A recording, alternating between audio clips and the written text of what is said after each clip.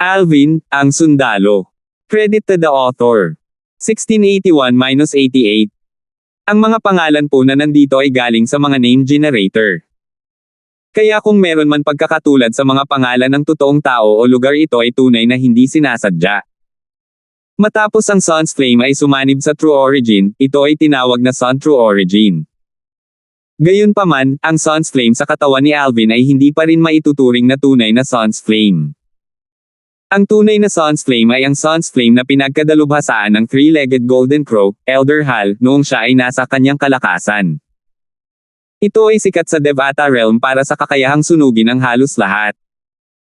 Habang dumarami ang cultivation base ni Alvin, ang kanyang True Origin ay magbabago rin, at ang malupit na puwersa ng Sun True Origin ay unti-unting magiging mas malakas din. Sa huli, ito ay magiging tunay na Sun's Flame. Natural, kailangang itaas ni Alvin ang kanyang cultivation base sa isang partikular na antas bago niya ma-master ang tunay na Sun Flame. Ang partikular na antas na kailangan niyang maabot ay higit pa sa antas ng cultivation base hindi lamang sa lower province ng Dao Marshall Saint Land kundi sa upper province din. Anak, naghahanap ka ng kamatayan. Sa sandaling ito, isang galit na sigaw ang umalangaw-ngaw sa mga tainga ni Alvin. Si Carson iyon, ang Grand Elder ng Rising Sky Mansion. Siya ay nagalit at napahiya ng tanggihan ni Alvin ang kanyang mga salita at pinatay ang disipulo ng Rising Sky Mansion. Natural, ito ay sinabi sa pamamagitan ng voice transmission dahil si Carson ay hindi nang ahas na sabihin ito ng malakas. Noong una, sinabihan niya ang disipulo ng Rising Sky Mansion na patayin si Alvin dahil hindi niya akalain na si Alvin ay magiging katapat ng disipulo dahil wala pa siyang 40 taong gulang. Sino ang nakakaalam na si Alvin ay talagang sapat na makapangyarihan upang patayin ang disipulo ng Rising Sky Mansion? Kung alam ito ni Carson ng mas maaga, hiniling niya sa disipulo na sumuko. Kahit na ito ay nakakahiya, ito ay magliligtas sa Rising Sky Mansion mula sa pagdurusa ng mga pagkalugi. Sa kasalukuyan, nawalan na siya ng 2 disipulo ng Early Refined Saint Stage mula sa Rising Sky Mansion sa paglalakbay na ito. Bukod dito, ang mga disipulong ito ay wala pang 50 taong gulang, ngunit ang kanilang cultivation base ay nasa Early Refined Saint Stage. Maaari silang ituring na nasa top 5 sa mga junior disciples sa Rising Sky Mansion. Gayunpaman, ang 2 taong may talento ay namatay ngayon. Naiisip ni Carson kung gaano kagalit ang Mansion Master, Vice Mansion Master, at ang Supreme Elder ng Rising Sky Mansion kapag bumalik sila. Hindi maaaring makialam si Carson dahil ito ang mga patakaran, at narito sina Zadek at Godric. Gayunpaman, hindi niya mapalaya ang kanyang sarili mula sa pagiging sangkot sa usapin. Agad na tumulo ang malamig na pawis sa kanyang noo. Sa harap ng galit na mga salita ni Carson, itinaas lamang ni Alvin ang kanyang ulo at tumingin sa kanya ng walang pakialam bago sinabing, "Ikaw ang Grand Elder ng Rising Sky Mansion, tama ba? Ano ang problema? Ang disipulo ng iyong Rising Sky Mansion ay pinahihintulutan akong patayin, ngunit hindi ko siya kayang patayin. Dapat ba akong tumayo sa tabi ng walang ginagawa sa akin? Di hahayaan siyang patayin. Sok sok sok. Huwag mong sabihin sa akin na ang mga tao mula sa Rising Sky Mansion ay may pribilehiyo na baliwalain ang mga patakaran kung ganoon ang kaso, wala nang saysay na ipagpatuloy ang Rising Sky Rankang battle." Si Alvin ay may mapanoksong ngiti sa kanyang mukha. Hindi inaasahan ni Carson na ibubunyag ni Alvin sa publiko ang kanyang mga banta na ipinadala niya sa pamamagitan ng voice transmission. Agad na naging seryoso ang ekspresyon niya. Sa sandaling ito, ang mga mata ng lahat ay sanay na sa kanya.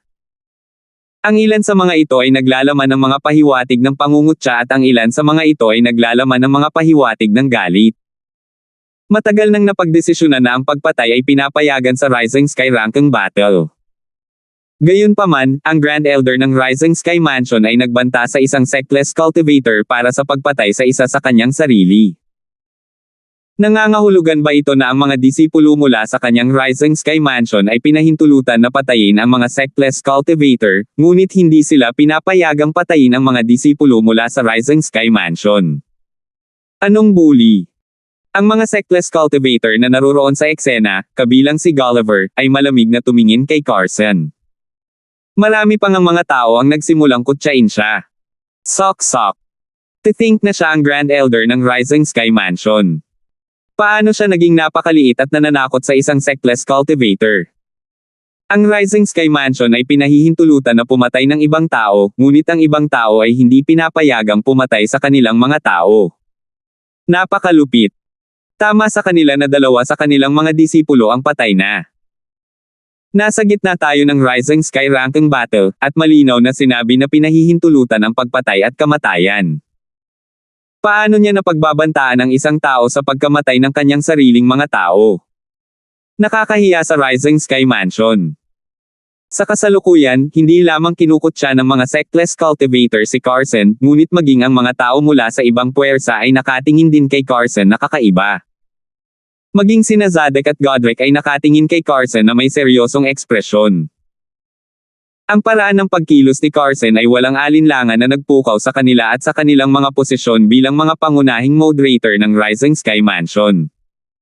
Maaaring hindi pansinin ni Carson ang mga salita at tingin ng ibang tao.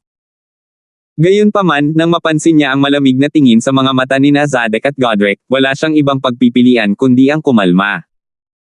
Agad niyang pinandilatan si Alvin at sinabing, "Anak, hindi ko alam kung ano ang sinasabi mo. Kailan ko pa sinabing naghahanap ka ng kamatayan? Huwag mo akong sir-on." Ilang tao ang agad na tumingin kay Alvin ng may pag-aalinlangan. Gayunpaman, karamihan sa mga tao ay nanunuya. Masasabi nilang plano na ni Carson na tanggihan ito. "Slander ka." Napangiti si Alvin. Lalong naging halata ang mapanuksong ekspresyon sa kanyang mukha. "Kung ganoon nga, gusto kong tanungin ka, ang Grand Elder ng Rising Sky Mansion, kung maglakas loob ka bang manampa sa panunumpa ng parusa sa kidlat na hindi mo sinabi sa akin ang mga ganoong salita?" "Paano na? Para maging patas, handa akong sumumpa sa panunumpa ng parusa sa kidlat." Sumpa sa parusang kidlat. Sa sandaling umalis ang mga salitang ito sa bibig ni Alvin, ang mga nakaramdam ng pag-aalinlangan ay nataranta. Sa wakas ay napagtanto nilang hindi nagsisinungaling si Alvin. Kung hindi, bakit siya magkukusa na ilabas ang panunumpa ng parusang kidlat? Hindi inaasahan ni Carson na ang walang sekta na magsasaka na ito ay napakalupit hanggang sa puntong babanggitin niya ang panunumpa ng parusang kidlat. Nanlamig ang kanyang mga mata, ngunit hindi siya umimik. "Sino ka para panunumpa ako, Carson, sa panunumpa ng parusang kidlat? Kung hindi ka maglakas loob na gawin ito, ayos lang. Bakit ang dami mong pinag-uusapan?" Sobra sa pagiging Grand Elder ng Rising Sky Mansion. Napangiti si Alvin. "How dare you?" Pinagalitan ni Alvin si Carson kaya natahimik si Carson. Gayunpaman, ang apo ni Carson, si Clifford, na isa ring ringmaster, ay hindi na nakatiis. Siya ay orihinal na may walang malasakit na ekspresyon sa kanyang mukha, ngunit ang kanyang ekspresyon ay naging malamig na ngayon. Gayunpaman, si Alvin ay hindi man lang nag-abala na tumingin sa kanya. Hindi man lang siya natatakot sa lolo ni Clifford, bakit siya matatakot kay Clifford? Ang katotohanan na si Alvin ay sapat na matapang upang maging bastos kay Carson, ang Grand Elder ng Rising Sky Mansion, ang nagpakulo ng dugo ng mga walang sekta na magsasaka na naruroon sa eksena. May ginawa si Alvin na wala ni isa sa kanila ang nang-ahas na gawin. Bukod dito, tinulungan niya rin silang ilabas ang kanilang galit. Marami sa mga cultivador na walang sekta ang tumitingin kay Alvin ng may paghanga na para bang iniisip nila siya bilang kanilang idolo. Sa sandaling ito, ibinuka ni Zadok ang kanyang bibig upang magsalita. Tumingin siya kay Alvin at magiliw na nagtanong, "Bata, ano ang pangalan mo?" Puno ng sigla ang kanyang mga mata. Nang magsalita si Zadok, tila may naalala si Godric. Agad siyang lumingon kay Alvin na may nagbabagang tingin at nakangiting nagtanong, "Binata, wala pa akong narinig na kahangahangang tao tulad mo sa distrito ng Rising Sky Mansion. I wonder kung interesado ka bang sumali sa Raging Wave Mansion natin." Boom! Sa sandaling lumabas ang mga salita ni Godric sa kanyang bibig, para bang isang kidlat ang tumama sa lugar, at isang bato na itinapon sa tahimik na tubig. Nagdulot ito ng kaguluhan sa mga manunood.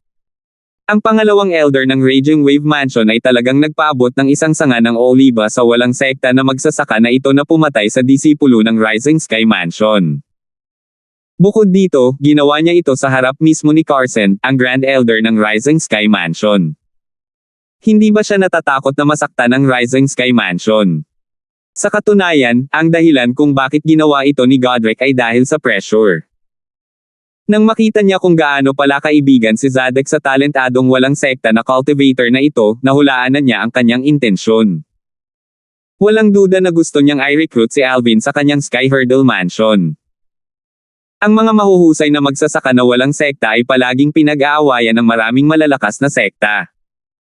Katulad ni Gulliver ang sectless cultivator na sikat sa distrito ng Rising Sky Mansion. Maliban sa Rising Sky Mansion, kahit ang Sky Hurdle Mansion at Raging Wave Mansion ay sinubukan din siyang i-recruit. Gayunpaman, dahil ayaw niya, walang magagawa ang tatlong dakilang sekta. Gayunpaman, iba si Alvin. Hindi siya sikat at hindi gaanong kilala tungkol sa kanya. Bukod dito, ang kanyang likas na talento ay higit na nalampasan si Gulliver. Siya ang talagang gusto ng Raging Wave Mansion. Si Zadek ay orihinal na nagplano na maglibot sa bush. Laking gulat niya nang makita niya kung gaano kapurol si Godric. Mabilis niyang sinabi kay Alvin, "Binata, malugod kang tinatanggap ng aming Sky Hurdle Mansion na sumali ka rin.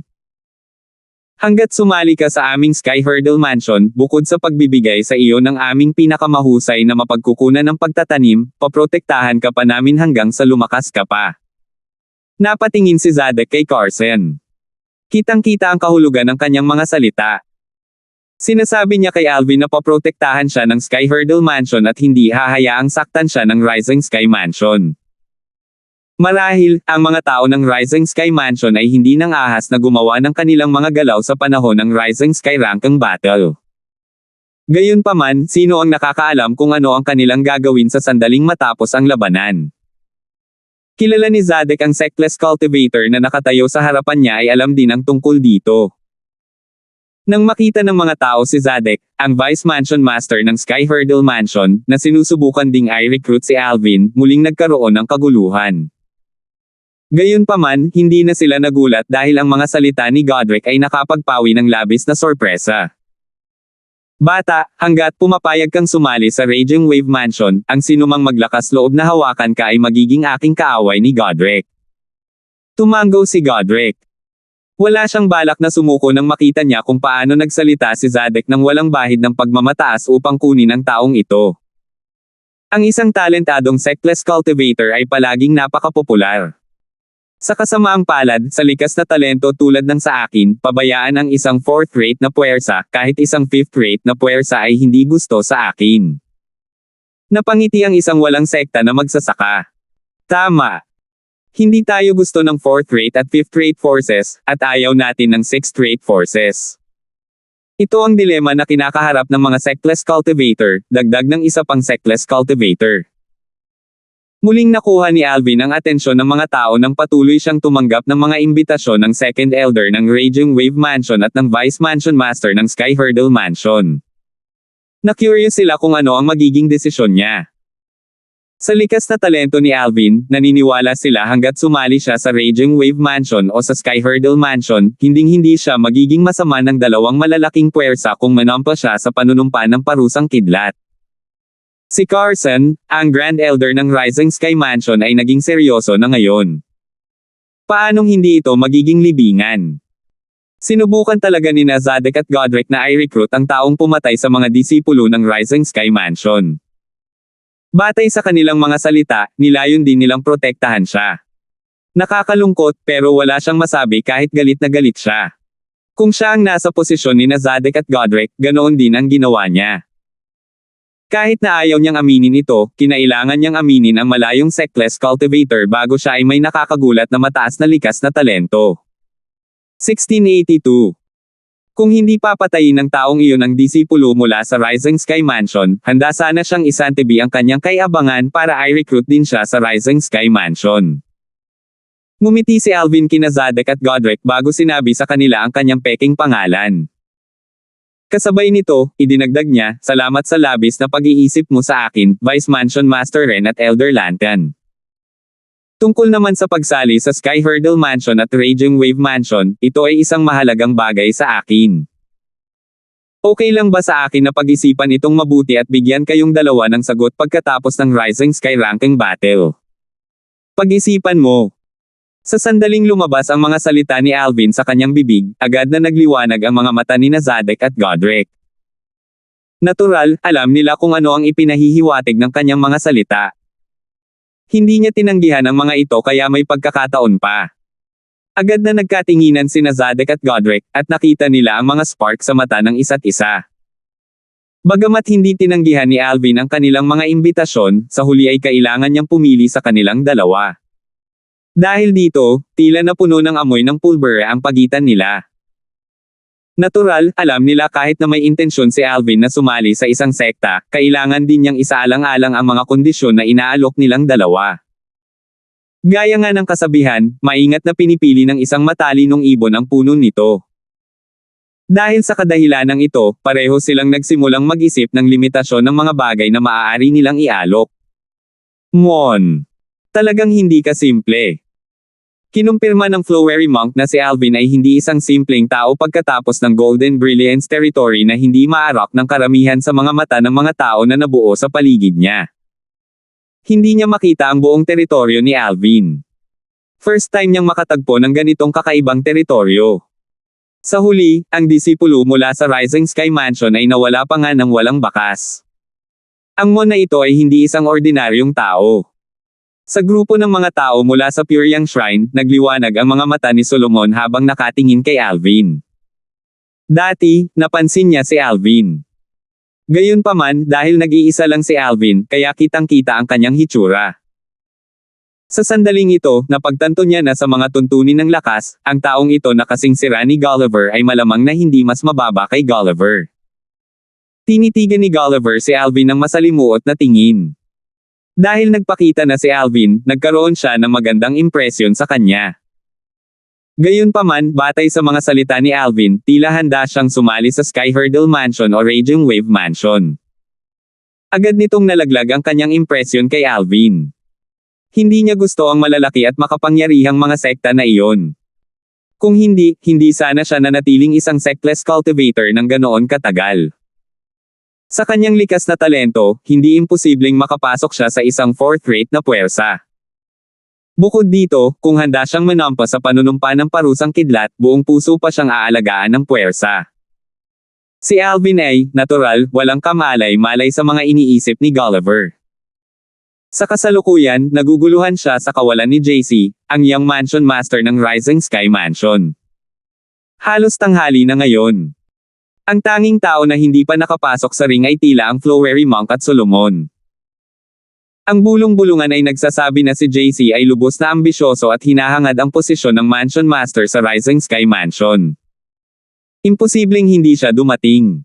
Sa sandaling naisip ito ni Alvin, nag-relax siyang muli. Matagal na siyang nasa distrito ng Rising Sky Mansion, at nagtatanong siya tungkol kay JC, ang young Mansion Master ng Rising Sky Mansion. Alam niya na maliban sa pagiging playboy at walang kwentang anak mayaman, magarbo siya at napaka-ambisyosa rin. Nang mabawi ni Alvin ang kanyang katinoan, tumingin siya sa mabulaklak na Monk at Solomon, iniisip kung sino sa kanila ang unang papasok sa ring. Maliban sa 2 taong ito, hindi na niya akalain na may papasok pa sa ring. Pagkatapos ng lahat, wala sa 10 ring masters, kasama siya, ang mahina. Gayunpaman, lampas sa inaasahan ni Alvin na makita ang isa pang figure na umakyat sa langit. May impresyon si Alvin sa lalaking ito. Granger. Sumimangot si Alvin. Hindi niya inaasahan na lalabas muli si Granger na natalo kay Ronnie. Kung hindi siya nagkakamali, si Granger ay isa lamang martial cultivator sa tuktok ng Pristine Saint Stage. Ang pagpasok sa ring sa sandaling ito ay parang naghahanap ng gulo para sa kanyang sarili. Granger. Bakit siya aakyat ulit? Ang presensya ni Granger ay naguguluhan din sa grupo ng mga manunood sa paligid. Ang Granger ay isa lamang martial cultivator na nasa tuktok ng Pristine Saint Stage. At saka, natalo na siya ni Ronnie kanina. Ang lahat ng ringmasters ay nasa itaas ng Refined Saint Stage sa kasalukuyan. Huwag mong sabihin sa akin na talagang iniisip niya na may tsansa siyang manalo. Maraming tao ang nangungutya. Ayon sa mga patakaran, maaari niyang hamanin ang sino mang gusto niya maliban kay Ronnie na nakatalo sa kanya, sabi ng isang tao. Well, totoo naman. Gayunpaman, kailangan din nating magkaroon ng kamalayan sa sarili nating kakayahan, di ba? Isa siyang martial cultivator na nasa tuktok ng pristine Saint stage. Halatang hindi siya katugma sa alinman sa 10 ringmasters. Hindi lang siya naghahanap ng gulo sa paggawa nito, ngunit nag-aaksaya rin siya ng oras ng lahat. Maraming tao ang hindi nasisiyahan sa aksyon ni Granger. Sumimangot din sina Zadek at Godric. Pareho nilang inisip na sobra ang pagpapahalaga ni Granger sa kanyang sarili. Lahat ay nagtataka kung sino ang hahamunin ni Granger nang siya ay matibay na lumapag sa gitna ng isa sa mga piraso ng chess. Ay ito. Natigilan ng lahat nang makita nila ang chess piece kung saan napunta si Granger. Ito ay dahil ang kalaban na pinili niya ay walang iba kundi si Clifford na isang disipulo ng Rising Sky Mansion. Bukod dito, siya rin ang biolohikal na apo ni Carson. Si Granger talaga ay naglakas loob na hamanin si Clifford. Maraming tao ang natigilan. Nakita nilang hindi kapanipaniwala ang tanawing ito. Marami sa kanila ay sinasampal pa ang sarili o kinurot ang kanilang mga hita kung nananaginip ba sila. As it turned out, hindi sila nananaginip. Gusto talaga ni Granger na hamanin si Clifford na ang cultivation base ay nasa intermediate refined Saint stage. Pareho silang mga disipulo ng Rising Sky Mansion, pero gusto talaga ni Granger na hamanin si Clifford. At saka, nasa tuktok pa lang siya ng pristine Saint stage, pero gusto niyang hamanin si Clifford na nasa intermediate refined Saint stage. Baka may away siya kay Clifford. Kahit na mayroon siya, sa kanyang kasalukuyang lakas, hindi siya kapantay ni Clifford. Imposible para sa kanya na maghiganti ngayon. Baka gusto lang niyang guluhin si Clifford. Posible iyon. Kailangang aminin ng isa na ang kapangyarihan ng mga tao ay kahanga-hanga. Sa loob lamang ng maikling panahon, may nakapaghulaan sa intensyon ni Granger. Gaano kalaki ang galit nila para sa kanya na pukawin ang gayong disipulo mula sa Rising Sky Mansion sa ganoong okasyon. Hindi ba nag-aalala si Granger na magdudulot ng kahihiyan sa Rising Sky Mansion? Maraming tao ang umiling. Naramdaman nila na hindi makatwiran ang pag-uugali ni Granger. Para naman kay Alvin, hindi niya akalain na nagpakitang muli si Granger sa isang walang katotohanang dahilan. Nakakunot ang noo niya habang inangat ang ulo para tingnan si Carson, ang Grand Elder ng Rising Sky Mansion. Kung talagang hinamon ni Granger si Clifford sa napakawalang kwentang dahilan, tiyak na magiging seryoso ang ekspresyon ni Carson ngayon. Gayunpaman, napansin ni Alvin na may mapanlinlang na ngiti sa mukha ni Carson sa sandaling ito. Ang mga mata ni Carson ay matamang nakatitig sa kanya na parang makamandag na ahas, na nagdulot ng panginginig mula sa puso ni Alvin. May conspiracy. Tumibok ang puso ni Alvin nang mapagtanto niyang may nangyayari. Sa sandaling ito, may nangyari na ikinagulat ng lahat. Sa una, ang pakiramdam ng karamihan ay madaling talunin ni Clifford ang Granger. Gayunpaman, ang kinalabasan ay lampas sa kanilang inaasahan. Sumusuko ako. Ang malamig na boses ni Clifford ay umalangaw-ngaw sa hangin, na nagdulot ng kaguluhan. Sa sandaling ito, ang ilan sa mga mas makatuwirang tao, kabilang sina Zadek at Godric, ay nanambalik ang kanilang katinoan. Sabay-sabay silang lumingon kay Alvin na para bang may naisip sila. Anong nangyayari? Naguguluhan ito sa maraming tao na naruroon sa eksena. Maaari ba talagang sumuko si Brawler? Isa siyang intermediate refined Saint stage martial cultivator. Bulalas ng maraming tao.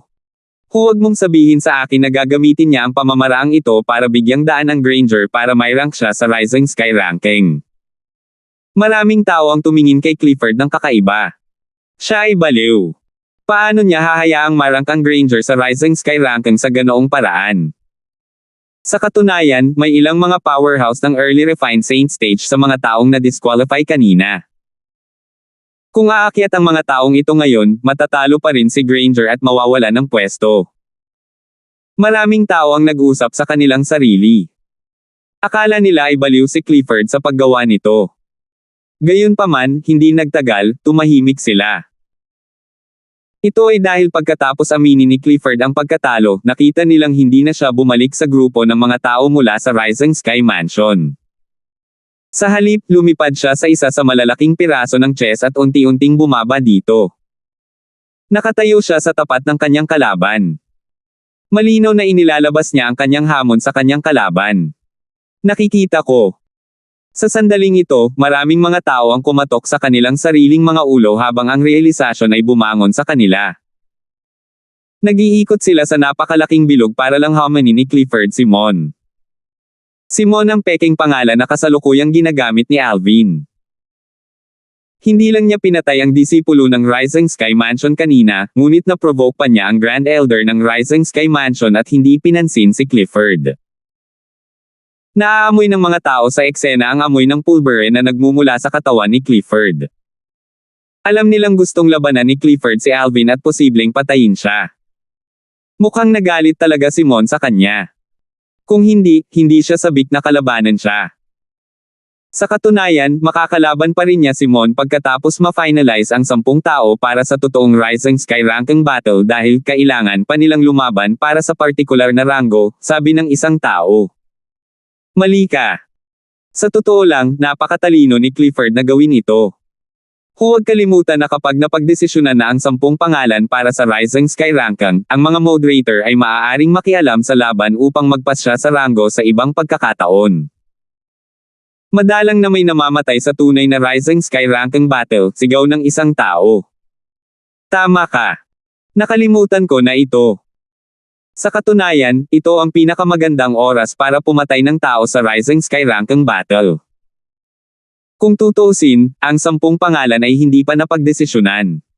Maraming tao ang nagsimulang mapagtanto kung ano ang nangyayari. Sa pagharap kay Clifford, ang ekspresyon ni Alvin ay nanatiling kalmado gaya ng dati dahil alam niyang mangyayari ito mula sa mapanlinlang na ngiti sa mukha ni Carson. Hindi ka ba natatakot na sundin ng apo mo ang yapot ng disipulong iyon mula sa Rising Sky Mansion kanina? Tanong ni Alvin habang nakatingin kay Carson ng walang pakialam ng ngiti. Puno rin ng kumpiyansa ang tono niya. Si Carson na orihinal na may ngiti sa kanyang mukha ay nakaramdam ng kirot sa kanyang puso nang makita niya ang kumpiyansa sa mukha ni Alvin. Itong si Mon ay talagang sobrang kumpiyansa. 1683. Kahit na ang lakas na ipinakita ni Alvin ay malakas, sa opinyon ni Carson, ito ay maihahambing lamang sa isang ordinaryong intermediate refined saint stage martial cultivator. Bilang isang eminent saint stage powerhouse, medyo tiwala si Carson sa sarili niyang divine consciousness. Kanina, nang kumilos si Alvin, ginamit niya ang kanyang divine consciousness para imbestigahan siya. Ang kanyang lakas ay mas mababa kaysa kay Clifford, ang kanyang apo. Dahil dito, sinuportahan niya ang desisyon ni Clifford sa paghamon kay Alvin. Ang paghamon kay Alvin ay sariling desisyon ni Clifford. Sa opinyon ni Clifford, si Alvin ay karapat-dapat na mamatay dahil sa pagiging bastos sa lolo na ito. Sa huli nang hindi siya pinansin ni Alvin, hindi na niya napigilan ang galit sa kanyang puso. Sa kasalukuyan, nagsimulang magduda si Carson sa kanyang sarili nang marinig niya ang mga salita ni Alvin at ang kumpiyansang ekspresyon sa kanyang mukha. Hindi kaya tiwala si Alvin na kaya niyang talunin ang kanyang apo. Agad na nakaramdam ng kirot ang puso niya. Sa tingin mo kaya mo akong patayin mag-isa? Galit na tumawa si Clifford nang marinig niya kung gaano kabangges ang mga salita ni Alvin. Kitang-kita sa mga mata niya ang intensyon ng pagpatay. Parang may gusto siyang lumunin. Bagamat tiwala si Clifford sa sarili niyang lakas, bumigat ang puso ni Carson nang makita niya ang kumpiyansang ekspresyon sa mukha ni Alvin. Ipinadala niya ang kanyang boses kay Clifford. Clifford, naniniwala ako sa iyong lakas, ngunit kakaiba itong si Mon. Natatakot ako na mayroon pa siyang ilang mga panlilinlang. Kung ang sitwasyon ay hindi pupunta sa iyong paraan, dapat kang sumuko. Huwag pilitin ang iyong sarili na magtiis dahil lamang sa reputasyon. Ang reputasyon ay walang halaga kumpara sa buhay mismo. Pinaalalahanan ni Carson si Clifford sa pamamagitan ng kanyang voice transmission. Naantig ang puso niya nang marinig ang sinabi ng kanyang lolo. Bagamat naramdaman niyang labis ang pag-aalala ng kanyang lolo, pumayag pa rin siya. Okay, lolo. Hinahamon ni Clifford si Mon. Kasabay nito, itinoon ng lahat ang kanilang atensyon sa gitna ng ring, matamang pinagmamasdan sina Alvin at Clifford. Batay sa kanilang nakita, magiging kamangha-mangha ang labanang ito. Halos ayaw nilang kumurap. Kahit na ang lakas ni Mon ay kapansin-pansin, natatakot ako na ang posibilidad ay laban sa kanya sa harap ng Clifford, maraming tao ang nagbulungan sa kanilang sarili. Bagamat pinatay ni Alvin si Presley, isang disipulo ng Rising Sky Mansion, sa isang dominanteng paraan sa isang suntok lamang, si Presley ay isa lamang ordinaryong early refined Saint Stage Marshall cultivator. Hindi niya talaga maihahambing kay Clifford. Isang suntok lang ang kailangan para mapatay din siya ni Clifford. Si Presley ay nakalusot lamang sa early refined Saint Stage kaya siya ay itinuturing na isa sa pinakamahina na early refined Saint Stage Marshall cultivator. Kahit na gusto siyang patayin ni Ronnie, na nasa early refined Saint Stage din, hindi ito aabutin ng higit sa 10 galaw para gawin ito. Bagamat tila may tiwala si Alvin nang kausapin niya si Carson, karamihan sa mga taong naruroon sa eksena ay hindi inakala na siya ang mananalo sa Clifford. Ang pakikipaglaban sa Clifford ay ibang liga sa pakikipaglaban kay Presley. Mon. Tinitigan ng mabulaklak na monk si Alvin habang iniisip niya ang sarili, kaya mo ba talagang manalo sa Clifford? Si Solomon, Gulliver, at ang iba ay nakatitig din kay Alvin. Walang alinlangan na ito ang pinakakawili-wiling labanan bago naganap ang huling Rising Sky ranking battle. Bagamat ang Flowery Monk at Solomon ay hindi pa nakakapasok sa ring, ang kanilang presensya sa huling Rising Sky ranking battle ay naitakda na sa bato. Dahil sa kadahilanang ito, karamihan sa mga tao ay hindi talaga nag-abala kung sila ay lumitaw o hindi dahil ito ay isang tiyak na bagay. Mas interesado silang panoorin ang labanan sa pagitan nina Alvin at Clifford. Inilipat ni Alvin ang kanyang tingin kay Clifford nang marinig niya ang kanyang mga salita. Ang kanyang ngiti ay walang pakialam, at ang kanyang ekspresyon ay kalmado. Ano? Hindi naman masyadong mataas ang tingin mo sa akin, di ba? Lalong naging seryoso ang ekspresyon ni Clifford nang makita niya kung gaano kalmado si Alvin. Ang katotohanang napakalmado ni Mon ay nagpakita na minamaliit niya siya. Mamatay.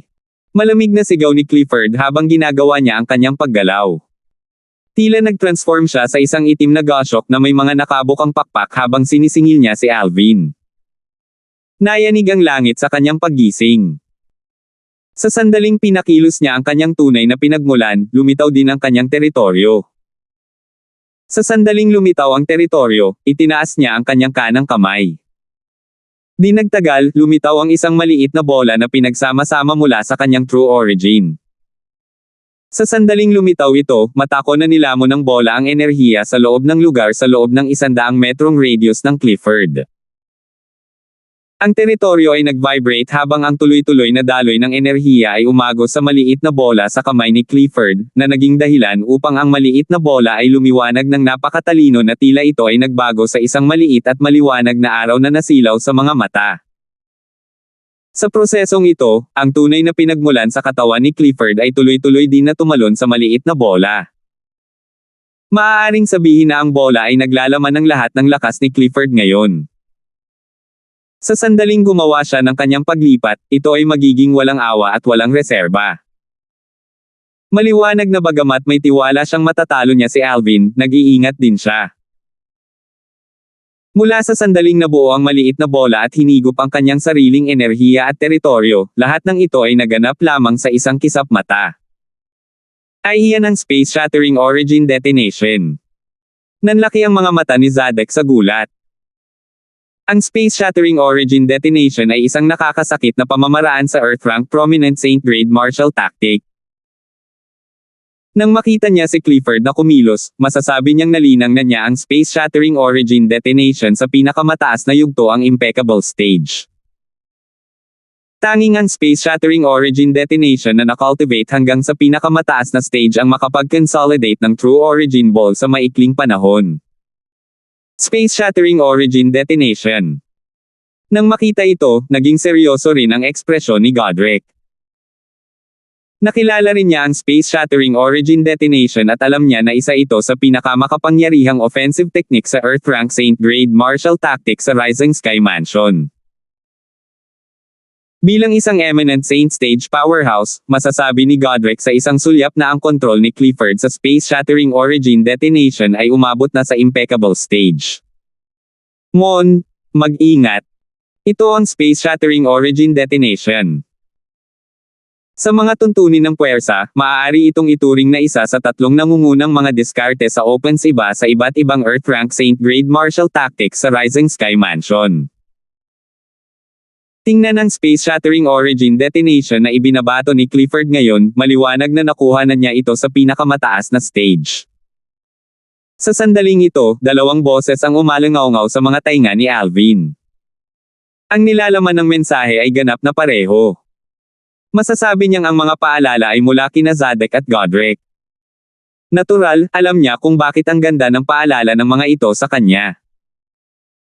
Walang alinlangan na sinusubukan nilang makuha ang kanyang puso upang siya ay sumanib sa kanilang mga puwersa pagkatapos ng Rising Sky ranking battle ay natapos. Dati, nangako siya sa kanilang dalawa na seryoso niyang pag-isipan ang pagsali sa alinman sa kanilang puwersa. Wala siyang anumang away sa Sky Hurdle Mansion at Raging Wave Mansion. Pagkatapos ng lahat, sila pa rin ang pang-apat na antas ng puwersa sa Dow Marshall Saint Land. Nasa kanya ang lahat upang makamit at walang mawawala sa pamamagitan ng pagsali sa kanila. Salamat sa paalala. Habang nagpasalamat si Alvin sa kanila, ang kanyang mga mata ay nanatiling nakatuon sa Clifford, isang nakakasakit na pamamaraan na nirerango sa nangungunang tatlo sa iba't ibang diskarte sa OpenSIBA sa Earth-rank Saint-grade martial tactics sa Rising Sky Mansion. Kung ganoon, ang space-shattering origin detonation ay dapat ding isang nakakasakit na pamamaraan mula sa Earth-rank Saint-grade martial tactic noon. Dahil nilinang na ito ni Clifford sa pinakamataas na yugto, ang puwersa nito ay dapat na napakabigat. Sa sandaling naisip ito ni Alvin, muling bumangon ang gintong nagniningning na true origin mula sa kanyang katawan. Sa sandaling ito, isang teritoryo na nagniningning na may gintong liwanag ang lumitaw sa lugar sa loob ng 100 metrong radius ng Alvin, na bumabalot sa kanya. Sa Golden Brilliance Territory, unti-unting pinagsama ang 10,000 Golden Sword Rays. 10,000 espada teritoryo. Kasabay nito, nagsimulang kontrolin ni Alvin ang kanyang 10,000 swords territory. Bukod doon ay nagsimula na ring lumaki ang kanyang mga kalamnan. Walang nakapansin sa pagbabago ng kanyang katawan dahil sa suot niyang robe. Kung hinubad ni Alvin ang kanyang mga damit, makikita ng mga tao sa eksena ang translucent energy na kumikinang sa ibabaw ng katawan ni Alvin. Nabuo ang enerhiyang ito dahil masyadong malakas ang kanyang brute strength. Kadalasan, tanging ang mga mabangis na hayop at saint beasts na may katawa-tawang malupit na lakas ang magkakaroon ng ganoong enerhiya. Gayunpaman, mayroon din itong si Alvin sa kanyang katawan. Ito ay dahil ang kanyang katawan ay pinainit ng 7 treasures exquisite pagoda at ang dugo mula sa 5-clawed divine dragon. Ang kanyang katawan ay mas malakas na ngayon kaysa sa isang 6-clawed divine dragon sa parehong yugto kasama niya. Ang kanyang lakas ay napakalapit sa isang 7-clawed divine dragon ngayon. Walang 6-clawed divine dragon sa lower province ng Dow Marshall Saint Land. Ang 5-clawed divine dragon ang pinakamalakas sa Dragon Clan. Ang 6-clawed divine dragons ay umiral lamang sa upper province ng Dow Marshall Saint Land, ngunit ang kanilang bilang ay lubhang kakaunti. Tulad ng para sa 7th clawed divine dragons, masasabi lamang ng isa na ito ay lumitaw sa Dow Marshall Saint Land noong nakaraang pagkakataon. Isa itong makapangyarihang divine dragon. Narinig ni Alvin mula kay Elder Hal na sa Devata Realm, higit pa sa 7 clawed divine dragons, mayroon pa silang 8 clawed divine dragons. Naturally, ang huli ay napakabihirang sa Devata Realm. Para sa 9 clawed divine dragon, isa lamang ang nasa buong Devata Realm. Ito ang ninuno ng tribo ng dragon. Ang 9-clawed winged dragon. Ang 9-clawed winged dragon ay tinawag ding 9-clawed ancestral dragon. Ito ay isang presensya na nakatayo sa tuktok ng Devata Realms. Napakalakas nito na ang lakas nito ay katumbas ng mga heavenly emperors na namuno sa Devata Realm. Sa katunayan, mas malakas pa ito kaysa sa ilan sa mga heavenly emperors. Whoosh! Nang ang True Origin Ball na nasa kamay ni Clifford ay nakakuha ng pinakamalakas na enerhiya, ang kanyang katawan ay gumalaw at sumugod patungo kay Alvin na parang bumabagsak na meteorite. Nang mag-away ang kanyang teritoryo at ang teritoryo ni Alvin, itinaas niya ang kanyang kamay at itinulak palabas ang kanyang palad. Ang True Origin Ball sa kanyang kamay ay tumawid sa kalangitan habang patungo ito kay Alvin. Ito ay nakakabigla at nakapangangilabot. Sa isang iglap lang, malapit na ito kay Alvin. Sa sandaling iyon nang magkasalungat ang mga teritoryo ni Clifford at Alvin, sinimulan ni Alvin na bawiin ang kanyang teritoryo sa ilalim ng maingat na mga mata ng iba. Anong nangyayari? Maraming tao ang napatulala nang nasaksihan nila ito. Ang ilan sa kanila ay nag-isip na ang teritoryo ni Alvin ay hindi katugma sa teritoryo ni Clifford. Gayunpaman, napatunayang mali sila sa lalong madaling panahon. Ito ay dahil nang bawiin ni Alvin ang kanyang teritoryo, ito ay naging isang nakakasilaw na gintong lumilipad na espada sa napakabilis na bilis. Ang ginintoang lumilipad na espada ay mas nakakasilaw kaysa sa True Origin Ball na mabilis na umaakay patungo kay Alvin. Sa sandaling ito, si Alvin ay naglabas ng isang salita ng hindi nagmamadali, "Go." Sa sandaling umalis ang kanyang mga salita sa kanyang bibig, ang gintong lumilipad na espada sa ilalim ng kanyang mga paa ay biglang naglabas ng liwanag na kasing liwanag ng araw. Napakaliwanag na maraming tao ang likas na pumikit. 1684. Habang lumilitaw ang nakakasilaw na gintong liwanag, ang lumilipad na espada sa ilalim ng mga paa ni Alvin ay mabilis ding sumibol. Nang lumipad ang lumilipad na espada, ang puso ni Alvin ay kumirot. Ang kanyang isip ay napuno ng kalaliman ng Supreme Sword Dao Mental Cultivation Method na Sovereign Heart Sword. Natural, ito ay ang kalaliman lamang ng unang yugto ng Sovereign Heart Sword, ang Heartfelt Sword. Sa kasalukuyan, hindi pa nakakabisado ni Alvin ang ikalawang yugto ng Sovereign Heart Sword, ang Sword Shadowed Heart. Gayunpaman, ang isang slash ng Alvin Sword sa oras na ito ay hindi rin simple. Katumbas ito ng offensive technique na nalinang sa mas mataas na yugto sa isang Earth Rank Prominent Saint Grade Martial Tactic. Gayunpaman, kumpara sa Space Shattering Origin Detonation, medyo mababa pa rin ito. Bagamat ito ay bahagyang mas mababa, dahil ang espadang ito ay naglalaman din ng makapangyarihang malupit na lakas ni Alvin, sa kabuuan, hindi ito mas mababa sa Clifford's Space Shattering Origin Detonation. Bukod dito, dahil sa Sun True Origin, ang puwersa ng espadang ito ay mas malakas kaysa sa Space Shattering Origin Detonation ni Clifford. Naturally, walang nakakaalam nito. Ginamit ng Mo na ito ang kanyang espada sa sobrang pagmamadali, at parang hindi pa niya pinakilos ang kanyang True Origin. Malamig na ngumiti si Carson na parang nasa kamay niya ang tagumpay. Bilang isang eminent Saint Stage powerhouse, mayroon siyang sariling natatanging paghuhusga.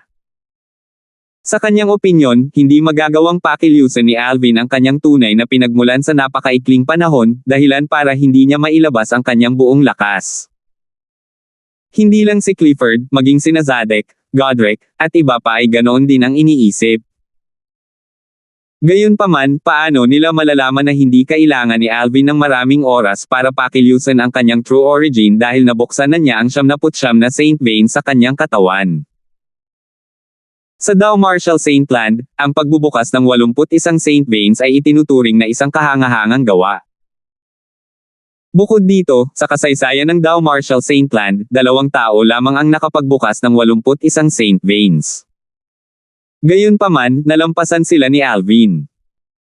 Sa 79 na Saint Vein na may dalang True Origin, siya ay higit sa 2 beses na mas mabilis kaysa kay Clifford. Dahil dito, hinayaan muna ni Alvin si Clifford na gumawa ng kanyang hakbang dahil tiwala siyang mapapakilos niya ang kanyang True Origin sa pinakamaikling panahon na posible. Ang kumpiyansa na ito ay nagmula sa 79 na Saint Veins na kanyang binuksan. Dahil dito, ang bilis ng pagsasama-sama ni Alvin sa kanyang teritoryo ay mas mabilis kumpara sa mga ordinaryong tao. Whoosh! Ang True Origin Ball na ipinadala ni Clifford ay lumipad sa kalangitan sa napakabilis na bilis patungo kay Alvin. Kung hinawakan nito si Alvin o ang kanyang tunay na pinagmulan, ito ay sasabog na walang awang sisirain siya, ang kanyang tunay na pinagmulan, at teritoryo. Kahit na sinubukan itong iwasan ni Alvin, masusunod pa rin ito sa kanya dahil ginagamit ni Clifford ang kanyang Divine Consciousness para i-target siya. Whoosh! Ang gintong lumilipad na espada ay lumipad sa kalangitan na may bilis na hindi mas mababa sa True Origin Ball. Sa katunayan, ito ay mas mabilis pa kaysa sa True Origin Ball. Ang target ng lumilipad na espada ay ang True Origin Ball. Bagamat ang lumilipad na espada ay nagtataglay ng napakabilis na bilis na kahit na sina Carson, Zadek, at Godric ay kinilala, hindi nila inisip na ang puwersa ng lumilipad na espada ay maihahambing sa True Origin Ball. Bukod pa rito, kahit na nahawakan nito ang True Origin Ball, ang True Origin Ball ay agad na sasabog at ang shockwave ay mananaig kay Alvin, nasasaluhin siya sa pagsabog. Sa wakas, ang lumilipad na espada at ang True Origin Ball ay bumangga sa isa't isa.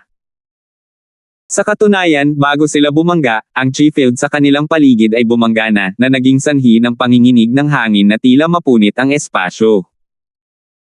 Nang magbanggaan ang lumilipad na espada at True Origin Ball, tila huminto ang oras sa sandaling ito.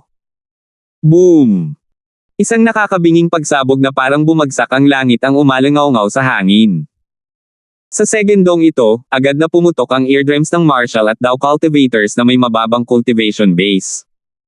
Ang ilan sa kanila ay nagsimulang dumaloy ang dugo mula sa kanilang 7 butas.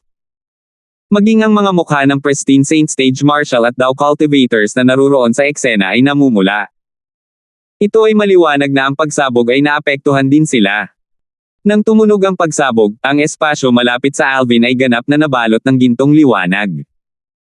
Ang ginintoang liwanag na ito ay nagsimulang lumaki hanggang sa tuluyan nitong natakpan si Alvin, dahilan upang mawala ang kanyang anyo sa paningin ng lahat. Iyon ay tila ang resulta ng pagsabog. Ngumiti si Carson. Sa kanyang opinyon, ang shockwave mula sa pagsabog ay sapat na upang patayin si Alvin. Bagamat ang isang intermediate refined Saint Stage Marshall cultivator ay may pinahusay na katawan, siya ay gawa pa rin ng laman at dugo, ganap na hindi maihahambing sa mga malalakas na mabangis na hayop at Saint Beast. Higit pa rito, sa paghusga sa shockwave ng pagsabog, kahit na ang karaniwang mabangis na hayop o Saint Beast na walang gaanong brute na lakas ay hindi makakaligtas dito. Patay na si Mon. Maraming tao ang nagulat sa eksenang nasa harapan nila. Maraming mga seckless cultivator ang namula ang mga mata habang nagngangalit ang kanilang mga ngipin. Si Mon ay isang seckless cultivator na karapat-dapat sa kanilang paggalang. Batay sa naunang aksyon ni Mon, ang kanyang lugar sa kanilang mga puso ay masasabing kapantay ni Gulliver. Patay na siya. Kumunat ang noo ng Flowery Monk. Nabawasan ang pagkunot ng noo niya bago matapat na pinagdikit ang mga palad. Bumantong hininga siya, naaawa kay Mon. Ang napakagandang walang sekta na magsasaka ay namatay ng ganoon. Nagdulot ito ng pagbuntong hininga ng maraming tao. Ha! Sa sandaling ito, si Zadek na inakala rin na namatay na si Mon ay nanlaki ang kanyang mga mata. Sa isang naguguluhang ekspresyon, tumingin siya sa shockwave na kumakalat mula sa punto ng pagsabog. Whoosh! Tumunog ang tunog ng espadang sumisipol sa hangin bago ito mabilis na nawala. Isang gintong lumilipad na espada ang bumaril mula sa punto ng pagsabog. Ang bilis nito ay kasing bilis ng kidlat. Hindi, ito ay mas mabilis kaysa sa kidlat. Hindi. Isang malakas at galit na sigaw ang umalangaw-ngaw sa hangin. Si Clifford na may mapang-asar na ekspresyon sa kanyang mukha ay ganap na nanlamig. Bakas pa rin sa mukha niya ang pagngisi niya. Lumitaw ang isang butas sa pagitan ng kanyang mga kilay habang patuloy na umaagos ang dugo mula rito. Nakakakilabot. Sa susunod na sandali, nawalan siya ng hininga at bumagsak. Ang malakas na galit na alulong ay nagmula kay Carson pagkatapos niyang mabawi ang kanyang katinoan nang marinig niya ang tunog ng espadang sumisipol sa hangin. Nang makita niyang nahulog si Clifford, namula ang kanyang mga mata. Para bang nawalan siya ng malay, galit na galit siyang sumulpot kay Clifford. Gayunpaman, nakahiga lang si Clifford sa kanyang yakap habang nakadilat ang kanyang mga mata. Hindi na siya humihinga. Patay na siya. Clifford. Hindi makapaniwala si Carson dito, walang tigil niyang binubulong ang pangalan ni Clifford. Gayunpaman, hindi siya sinagot ni Clifford. Patay na si Clifford. Napanganga ang mga taong naruroon sa eksena nang makita nila ito. My goodness! Pagkatapos makipagsagupaan sa True Origin Ball ni Clifford, ang espada ni Mon ay mayroon pa ring sariling puwersa. Ito ay hindi kapanipaniwala. Maraming tao ang napasigaw sa gulat. Gayunpaman, nagsalita sila sa pananahimik na tono, natatakot na galitin si Carson. Hindi ako makapaniwala sa kinalabasan nito. Sino ang nakakaalam na pareho silang mamamatay? Sigurado akong pinagsisisihan ito ngayon ng Grand Elder ng Rising Sky Mansion. Ang ilan sa kanila ay tumingin kay Carson na may panunuya sa kanilang mga mata. Sina Zadok at Godric ay nagpalitan ng tingin sa isa't isa. Kitang-kita nila ang pagkalito sa mga mata ng isa't isa. Hindi sumagi sa kanilang isipan na ang pag-atake ng Sectless Cultivator ay magkakaroon ng lakas na sapat upang patayin si Clifford na siguradong sigurado sa kanyang tagumpay. Inakala ni Clifford na ang shockwave mula sa pagsabog ay pumatay kay Mon. Dapat ay hindi nakapag-react si Clifford sa oras. Kung tutuusin, akala ng lahat ay nanalo siya, kasama na ang kanyang sarili. Elder Brawler, nakikiramay ako sa iyo. Bagamat walang naramdaman sina Zadok at Godric tungkol sa pagkamatay ni Clifford, kailangan pa rin nilang maging magalang at humalili upang aliwin si Carson. Namumula ang mga mata ni Carson, at ang kanyang katawan ay nanginginig ng husto. Patay na ang apo niya. Naipit niya lahat ng pag-asa niya sa apo niya. Naisipan pa niyang hayaan ang kanyang apo na lumaban para sa posisyon ng susunod na Mansion Master kay JC, ang Young Mansion Master ng Rising Sky Mansion. Hanggat ang kanyang apo ay nireranggo sa Rising Sky Rankang, magkakaroon siya ng pagkakataong makipaglaban para sa posisyon. Ngayong namatay na ang kanyang apo, ang lahat ay nawala na parang isang ulap. Ay ito. Sa sandaling ito, nagsimulang umalangaw-ngaw sa paligid ang mga nakakaalarmang boses. Hindi pinansin ni Carson ang mga nag-aalalang boses dahil sa kanyang pagdadalamati sa pagkamatay ng kanyang apo. Sa ilalim ng mapagbantay na mga mata ng lahat, unti-unting lumitaw ang isang figure mula sa shockwave ng pagsabog na may napakalaki na gintong liwanag. Tila nagpalit ng damit ang figure. Bagamat nagpalit na siya ng damit, nakikilala pa rin siya ng mga taong naruroon sa eksena. Mon. Hindi patay si Mon. Ang lahat, kabilang sina Zadok at Godric, ay hindi maiwasang manlaki ang kanilang mga mata sa gulat. Matagal silang hindi nanambalik sa kanilang katinoan. Hindi nila ito inaasahan. Maging sina Zadok at Godric ay inisip na si Alvin ay namatay mula sa pagsabog mula nang mangyari ang pagsabog malapit sa kanya. Ito ay hindi isang bagay na kayang tiisin ng dugo at laman, kahit na si Alvin ay gumawa ng isang defensive technique ng Earth Rank Prominent Saint Grade Martial Tactic na nasa pinakamataas na yugto. Pagkatapos ng lahat, ang enerhiya na iyon ay ang enerhiya na nabuo mula sa banggaan ng dalawang malakas na puwersa. Bagamat medyo na-neutralize na nila ang isa't isa, nag-fused pa rin sila at sumabog sa huli. Sa ilalim ng gayong mga kalagayan, maliban kung ang mga mabangis na hayop o Saint Beast na iyon ang sikat sa kanilang malupit na lakas, kahit isang ordinaryong mabangis na hayop o Saint Beast ay maaaring hindi makaligtas sa shockwave ng pagsabog, lalo pa ang isang tao. Sa Dao Martial Saintland, ang mga tao ay kilala sa pagiging marupok kumpara sa mababanges na hayop at Saint Beast. Ito ang eksaktong dahilan kung bakit nagulat ang lahat na nakaligtas si Alvin. Sina Zadok at Godric ang unang nanambalik ng kanilang katinoan. Tumingin sila kay Alvin na parang tumitingin sila sa ilang walang katulad na kayamanan.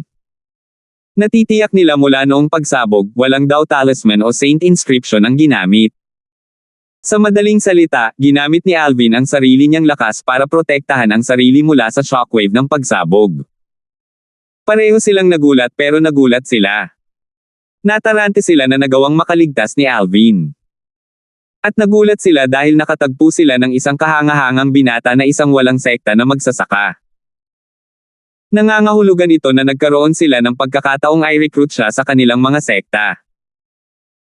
Kung ma-recruit nila ang binatang ito, tiyak na magiging kaaya-aya na sorpresa ito para sa kani-kanilang sekta. 1685. Talagang buhay pa siya. Sino itong Mon? Tao ba siya?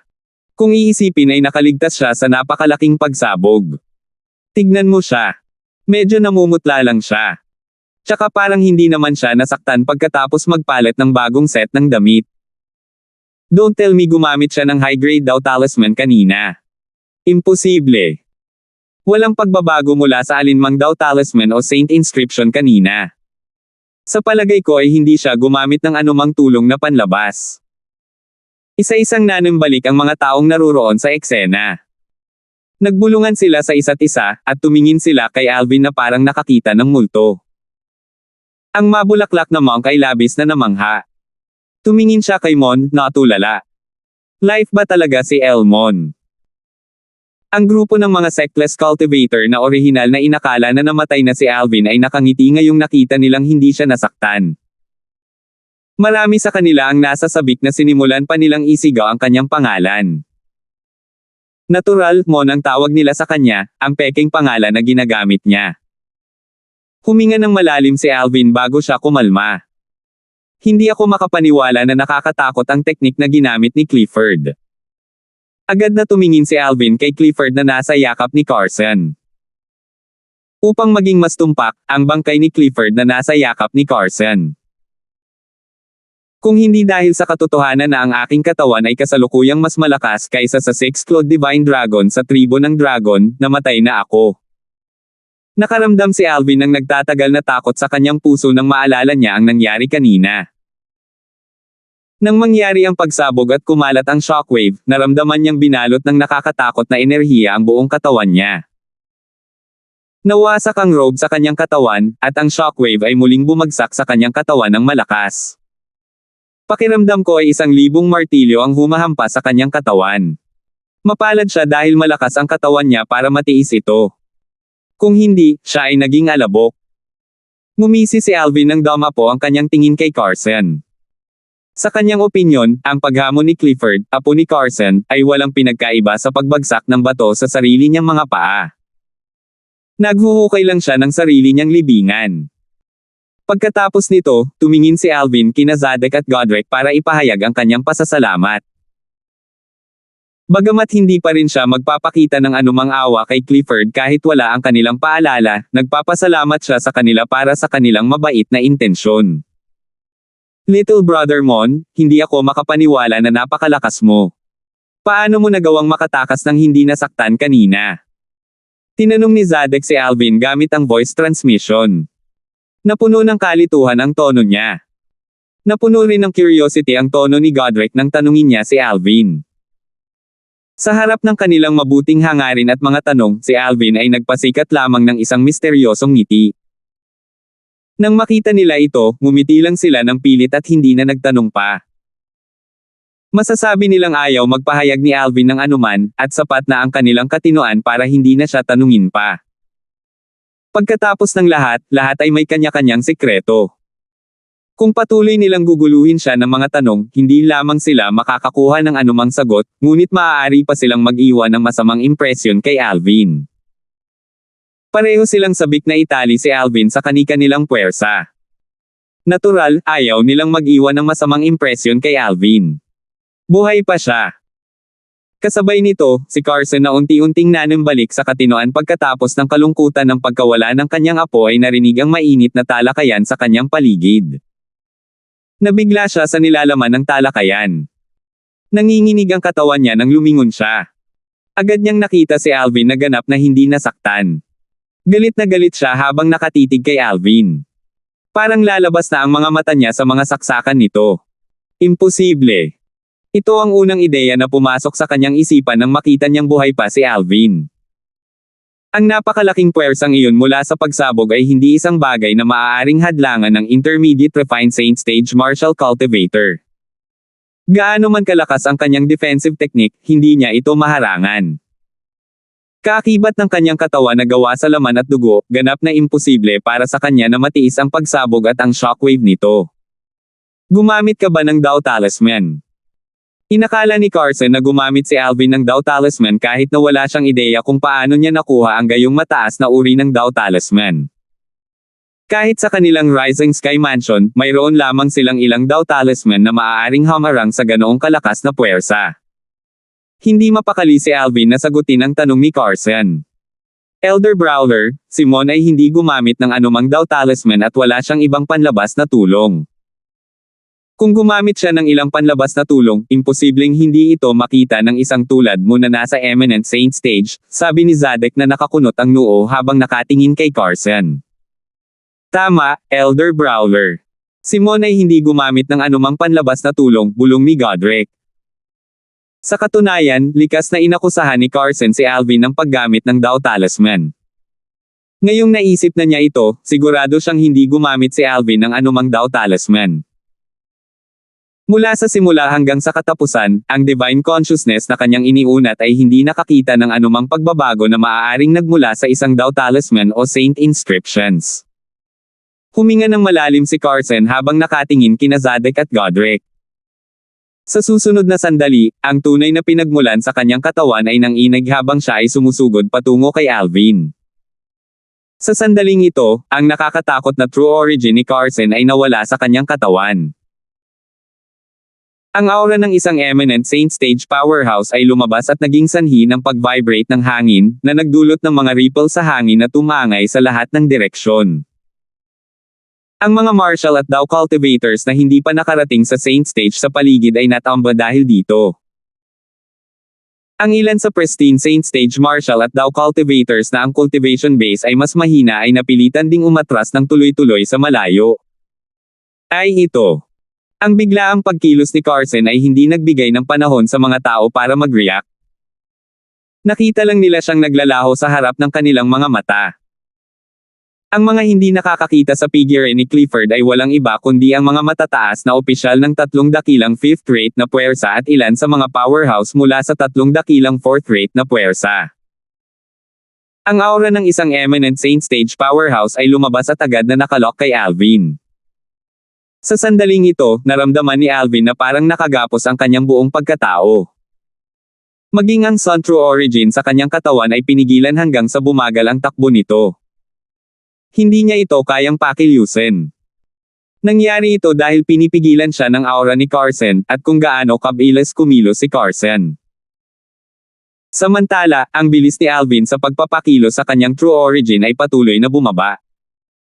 Sa sandaling ito, bumangon ang kawalan ng pag-asa sa puso ni Alvin. Sa sandaling ito, ang tanging nasa isip niya ay gamitin ang kanyang Jasper Celestial Sword. Gayunpaman, nang malapit na niyang alisin ang Jasper Celestial Sword mula sa kanyang spatial ring, napagtanto niyang malapit nang dumaong sa kanya ang pag-atake ni Carson.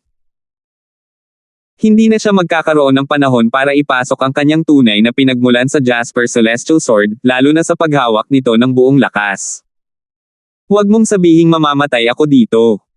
Ayaw ni Alvin.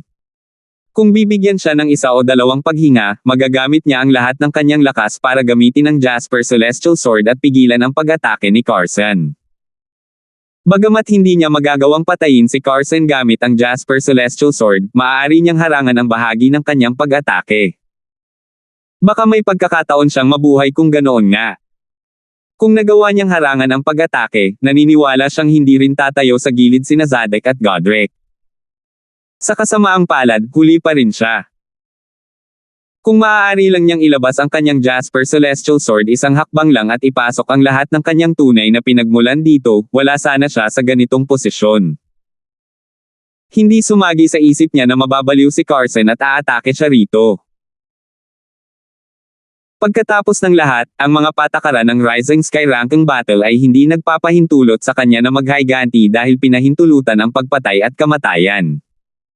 Firm. Habang iniisip ni Alvin na mamamatay na siya, narinig niya ang 2 galit na sunggal ng sabay. Kasabay nito, napagtanto niya na ang malakas na aura na nakalock sa kanya ay tila nabasag. Ang napakatinding enerhiya ay nawala. Sa sandaling ito, napansin ni Alvin ang 2 figure sa kanyang harapan.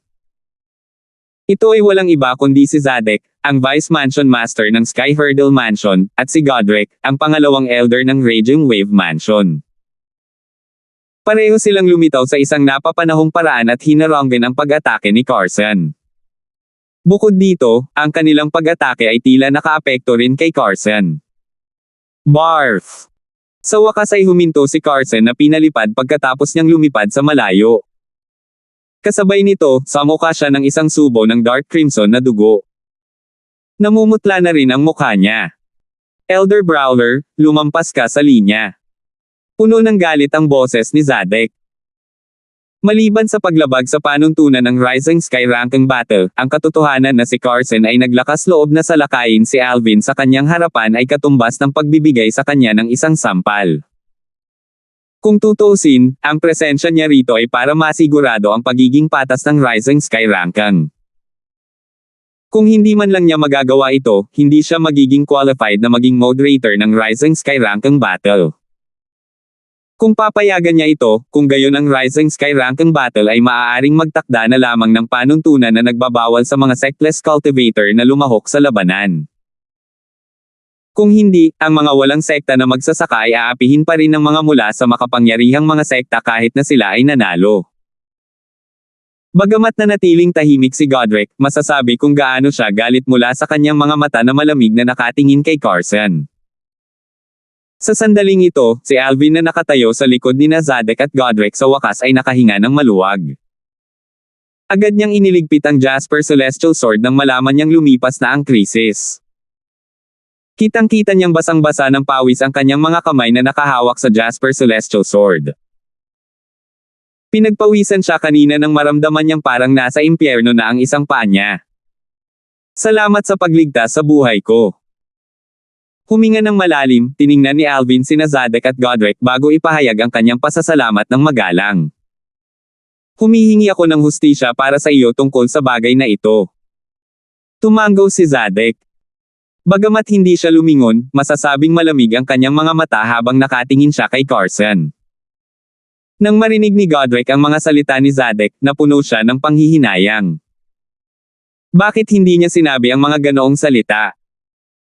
Kung sinabi niya ang mga ganoong salita, mag-iiwan siya ng magandang impresyon kay Alvin. Agad na sumigaw si Godric, "Little brother Mon, ako, Godric, nangangako sa iyo na hahanapin ko rin ang hustisya para sa iyo." Nang marinig ang mga salita ni Zadek at Godric, ang sugatang si Carson na ang mukha ay mapatla na ay lalong namutla. Paanong hindi niya alam ang dahilan kung bakit inaalagaan ni Zadek at Godric si Alvin ng maayos? Ito ay dahil sa likas na talento at lakas ni Alvin. 1686. Hindi sumagi sa kanyang isipan na mapipigilan ni Zadek at Godric ang kanyang pag-atake sa oras kahit na siya ay mabilis sa kanyang pag-atake. Natitiyak niyang pareho silang pinaghandaan. Kung hindi, imposible para sa kanila na maabot siya sa oras at harangan ang kanyang pag-atake. Nang maisip ito ni Carson, nanggigigil ang kanyang mga ngipin sa galit. Kinasusuklaman niya ito. Kinasusuklaman niya na hindi niya kayang patayin si Mon para ipaghiganti ang kanyang apo.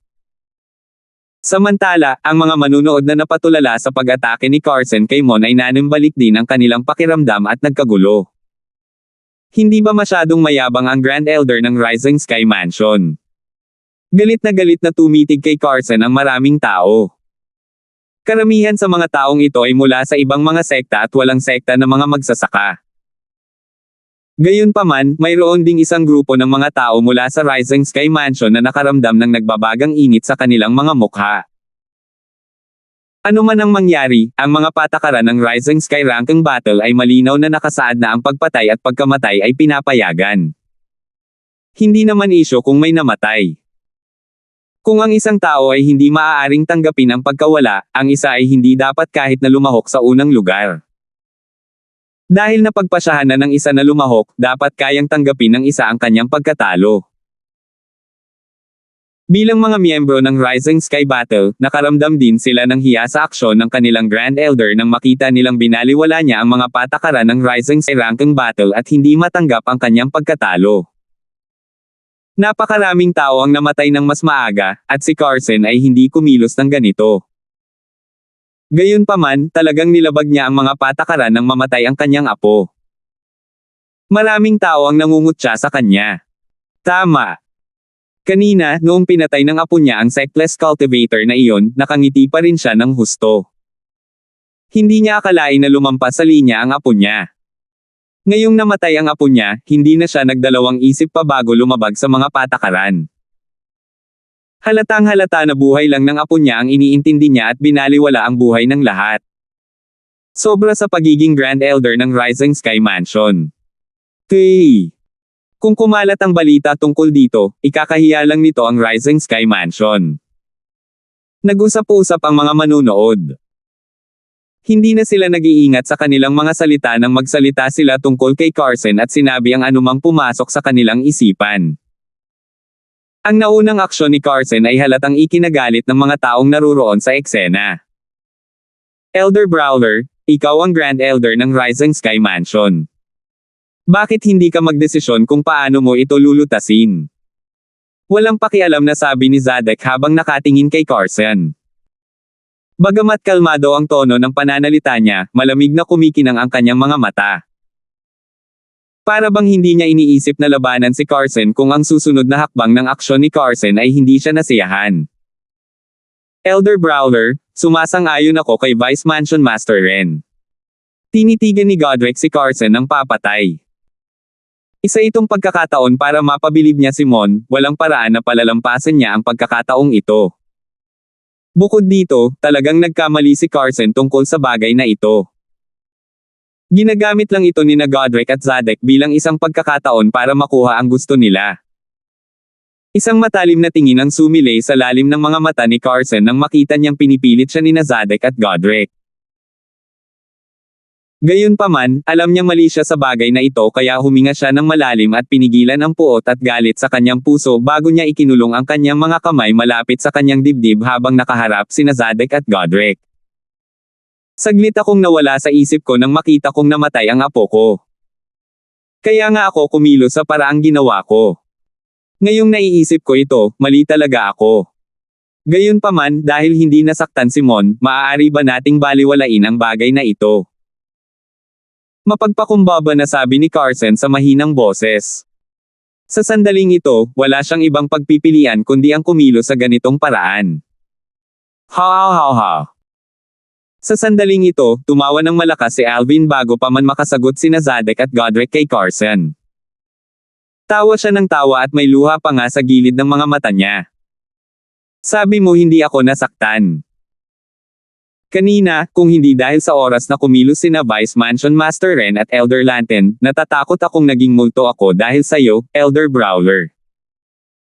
Dahil lang sa inamin mong mali ka, gusto mong baliwalain natin ang usaping ito ng paglabag mo. Nang matapos magsalita si Alvin, mas naging malamig ang ekspresyon ng kanyang mukha. May ganito ba sa mundo? Anak, manahimik ka na lang kung ayaw mong mamatay. Sa sandaling ito, ang malamig at nagbabantang voice transmission ni Carson ay umalingaw-ngaw sa mga tainga ni Alvin. Idiot! Agad siyang sinaway ni Alvin nang marinig niya ito. Nasa ganitong sitwasyon ka, at naglakas loob ka pa ring banta sa akin sa pamamagitan ng voice transmission. Para sa karangalan ng Grand Elder ng Rising Sky Mansion. Nang matapos magsalita si Alvin, bukod kina Zadek at Godric na naging seryoso ang mga ekspresyon, nagkagulo rin ang karamihan ng mga tao. Bukod sa mga tao mula sa Rising Sky Mansion, ang ibang tao ay mas malamig na tumingin kay Carson ngayon. Sa ilalim ng ganong sitwasyon, karamihan sa mga tao ay mag-uugat para sa underdog. Sa sitwasyong ito, si Alvin ay malinaw na underdog. Elder Brawler, mangyaring humingi ng paumanhin kay Little Brother Mon at putulin ang isa sa iyong mga paa ng mag-isa.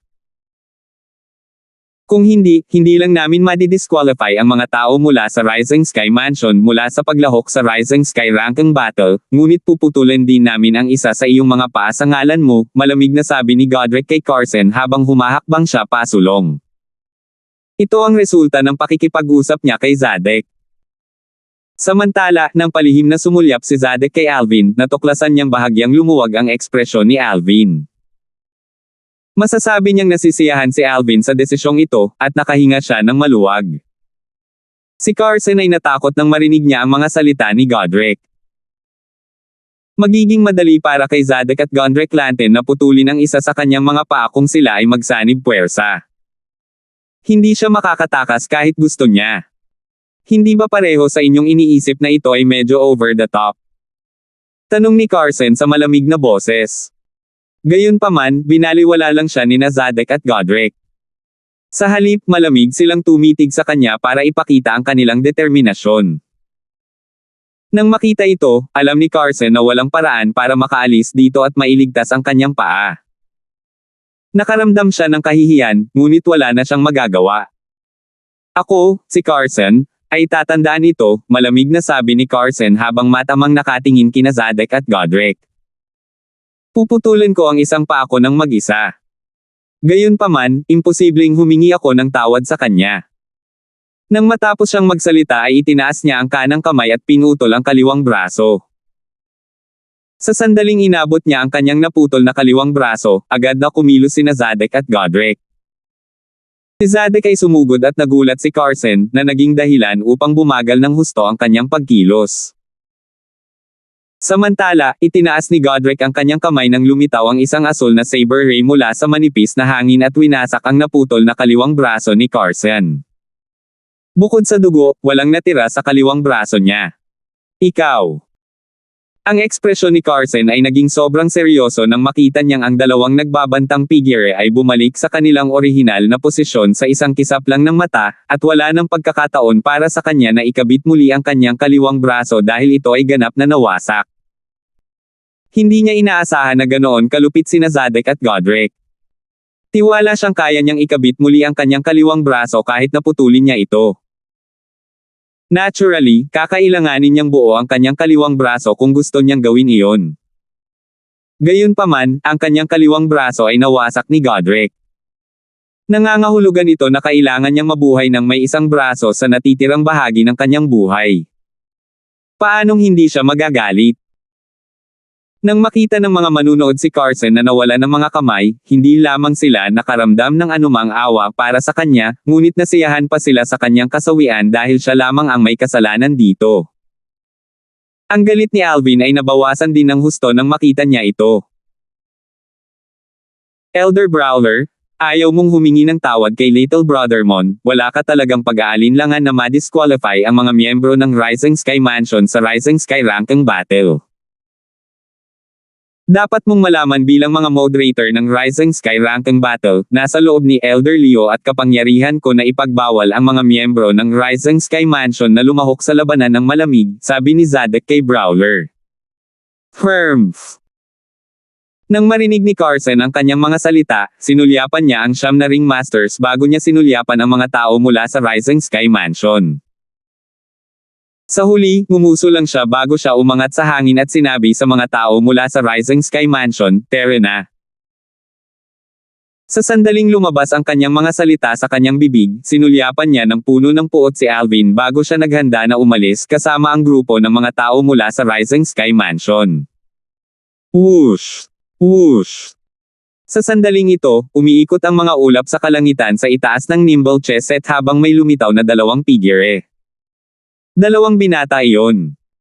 Ang isa ay nakatayo sa unahan habang ang isa ay nakatayo sa likuran. Nakasuot ng mahabang berdeng damit ang binata sa nangunguna. Masama ang ekspresyon ng mukha niya habang lumalabas sa katawan niya ang hangarin na pagpatay. Nakakubo ang binata na nakatayo sa likuran niya at halatang kwelyo niya. Sa sandaling lumitaw ang dalawang taong ito, nakuha nila ang atensyon ng lahat ng naruroon sa eksena. Nagliwanag ang mga mata ng maraming tao mula sa Rising Sky Mansion habang sila ay napabulala sa gulat, Young Mansion Master. Si JC, ang Young Mansion Master ng Rising Sky Mansion. Nakatuon ang atensyon ng mga tao sa mukhang masamang binata na nakatayo sa pangunguna. Halos mahulaan nilang lahat kung sino siya. Ang taong ito ay walang iba kundi si JC, ang Young Mansion Master ng Rising Sky Mansion. Hindi lamang nalungkot si JC nang makita niya si JC, ngunit naging seryoso rin ang kanyang ekspresyon. Kanina, tumanggi siyang humingi ng tawad kay Alvin dahil ayaw niyang humingi ng tawad sa pumatay sa kanyang apo. Ang isa pang dahilan ay hindi niya akalain na sino man sa mga miyembro ng Rising Sky Mansion na naruroon ay kwalipikadong marank sa Rising Sky Ranking. Ang tatlong tao na may kakayahan na may rank sa Rising Sky Ranking, kasama ang kanyang apo, ay namatay na lahat. Dahil dito, hindi niya akalain na magkakaroon ng malaking pagkakaiba kahit na ang mga miyembro ng Rising Sky Mansion na naruroon sa eksena ay hindi kwalipikado sa paglahok sa Rising Sky Ranking Battle. Natural, hindi niya naisip ang Young Mansion Master ng Rising Sky Mansion. Gayunpaman, batay sa kung ano ang nakikita niya mula sa pag-unlad ng Young Mansion Master dati, kahit na sa napakagandang resources na ibinigay sa kanya, hindi pa rin niya maikukumpara ang kanyang apo, si Clifford. Bukod dito, namatay ang kanyang apo. Siyempre, ayaw niyang makita ang Young Mansion Master na makapasok sa Rising Sky ranking dahil ito ay nangangahulugan na siya ang magiging susunod na Mansion Master ng Rising Sky Mansion.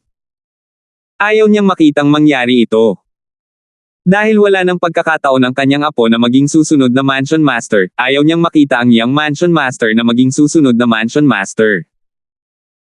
Dahil dito, wala siyang pakialam kung ma-disqualify ang mga miyembro ng Rising Sky Mansion sa pagsali sa Rising Sky ranking battle.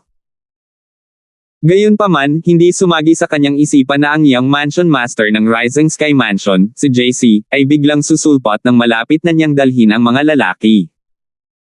Ngayong narito na si JC, hindi na siya makakilos ayon sa gusto niya. Siya si JC, ang Young Mansion Master ng Rising Sky Mansion. Nang marinig ni Alvin ang usapan sa kanyang paligid, agad na lumipat ang kanyang tingin sa mukhang masamang binata. Ang lalaking iyon ay walang iba kundi ang kanyang target, si JC. 1687. Si JC, ang Young Mansion Master ng Rising Sky Mansion, ang target ni Alvin sa pagkakataong ito. Dumating siya sa Rising Sky ranking battle sa Rising Sky Mansion para patayin siya para resolbahin ang krisis na kinakaharap ni Nympha, na itinuring niyang biological sister niya. Hindi na kailangang pakasalan ni Nympha ang Young Mansion Master ng Rising Sky Mansion kung siya ay namatay. Ang papel ng kasunduan na pumayag sa kanilang kasal ay magiging walang silbi sa oras na iyon. Ha! Grand Elder, aalis na ba kayong lahat? Don't tell me tapos na ang Rising Sky ranking battle. Napansin ni JC na papaalis na si Carson kasama ang mga tao mula sa Rising Sky Mansion sa sandaling lumitaw siya. Agad niyang naisip na ang Rising Sky ranking battle ay natapos na naging sanhi ng pagkataranta niya. Ang katotohanan ay hindi siya nagpapahinga sa lahat habang nagmamadali siyang pumunta dito. Nalate siya dahil nakagawa na siya ng breakthrough sa stage na matagal na niyang pinapangarap, ilang araw lang ang nakalipas. Bagamat hindi nasisiyahan si Carson sa hitsura ni JC, hindi siya naglakas loob na ipakita ito at nakasagot lamang ng totoo, hindi pa ito natatapos. Hindi pa tapos. Nang malaman ni JC na hindi pa natapos ang Rising Sky ranking battle, bumalik ang kulay sa kanyang mukha habang malamig na nagtanong, kung hindi pa tapos ang Rising Sky ranking battle, ano ang sinusubukan mong gawin, Grand Elder? Nakita niyang dadalhin na ni Carson ang kanyang mga tauhan at aalis. Hindi alam ni Carson kung paano siya sasagutin at nag-iisip kung paano ipapaliwanag ang sitwasyon ng sabihin ng isang elder ng Rising Sky Mansion kay JC ang tungkol sa nangyari sa pamamagitan ng voice transmission. Agad na naramdaman ni JC ang pagtibok ng kanyang puso. 3 lalaki mula sa Rising Sky Mansion ang namatay na sa Rising Sky ranking battle. Bukod dito, isa sa kanila ay si Clifford, apo ni Carson. Hindi gaanong inisip ni JC ang dalawa pang tao, ngunit si Clifford ay isang disipulo ng Rising Sky Mansion na ang talento ay hindi mas mababa sa kanya. Higit pa rito, siya ay sapat na malakas upang mapilitan din si JC. Bukod pa rito, kung hindi niya linangin ang Devouring Dark Devil technique, hindi siya kumpiyansa na matatalo niya si Clifford sa Rising Sky ranking battle. Isang taong itinuring niyang malakas na karibal ang namatay sa Rising Sky ranking battle. Bukod dito, pinatay siya ng isang binata na wala pang 40 taong gulang. Paanong hindi siya maguguluhan dahil dito? Bagamat naguguluhan siya, hindi nagtagal ay nabalot ito ng galit na namumuo sa kanyang puso. Nang malaman niya ang tungkol sa ginawa ni Carson pagkatapos mamatay si Clifford, mas naging malamig ang tingin ni JC nang tumingin siya kay Carson. Naramdaman ni Carson na para siyang tinutumbok ng isang makamandag na ahas nang tumingin sa kanya si Carson. Sa sandaling ito, napagtanto din niya na malamang nalaman ni JC ang tungkol sa nangyari kanina. Grand Elder, naisip mo bang hindi ako magpapakita? Malamig na tanong ni JC habang nakatitig kay Carson. Young Mansion Master, ngayon ang huling araw para makapasok sa Rising Sky ranking, ngunit hindi ka na nagpakita pagkaraan ng napakatagal na panahon. Akala ko, Hindi nang ahas si Carson na maging malupit sa kanyang mga salita dahil siya ang mali. Gayunpaman, bago pa siya makatapos magsalita, pinutol siya ni JC. Na hindi ako sasama. Grand Elder, sa palagay ko ay mas mabuting humingi ka ng tawad kay Mon. Kung hindi, kung ako ay ma-disqualify sa Rising Sky Ranking Battle, dapat mong malaman kung ano ang mga kahihinatnan na naghihintay para sa iyo. Malamig ang boses ni JC, at naglalaman ito ng bakas ng pagbabanta. Ngayong dumating na ito, alam ni Carson na wala na siyang ibang pagpipilian. Bagamat ayaw niyang humingi ng tawad sa pumatay sa kanyang apo, kailangan pa rin niyang gawin iyon. Gaya nga ng kasabihan, hindi mananalo ang tao laban sa mga pangyayari. Kung patuloy siyang tatanggi sa puntong ito, nangangahulugan ito na sadyang sinasabotahin niya ang pagkakataon ni JC na lumahok sa Rising Sky Mansion Battle.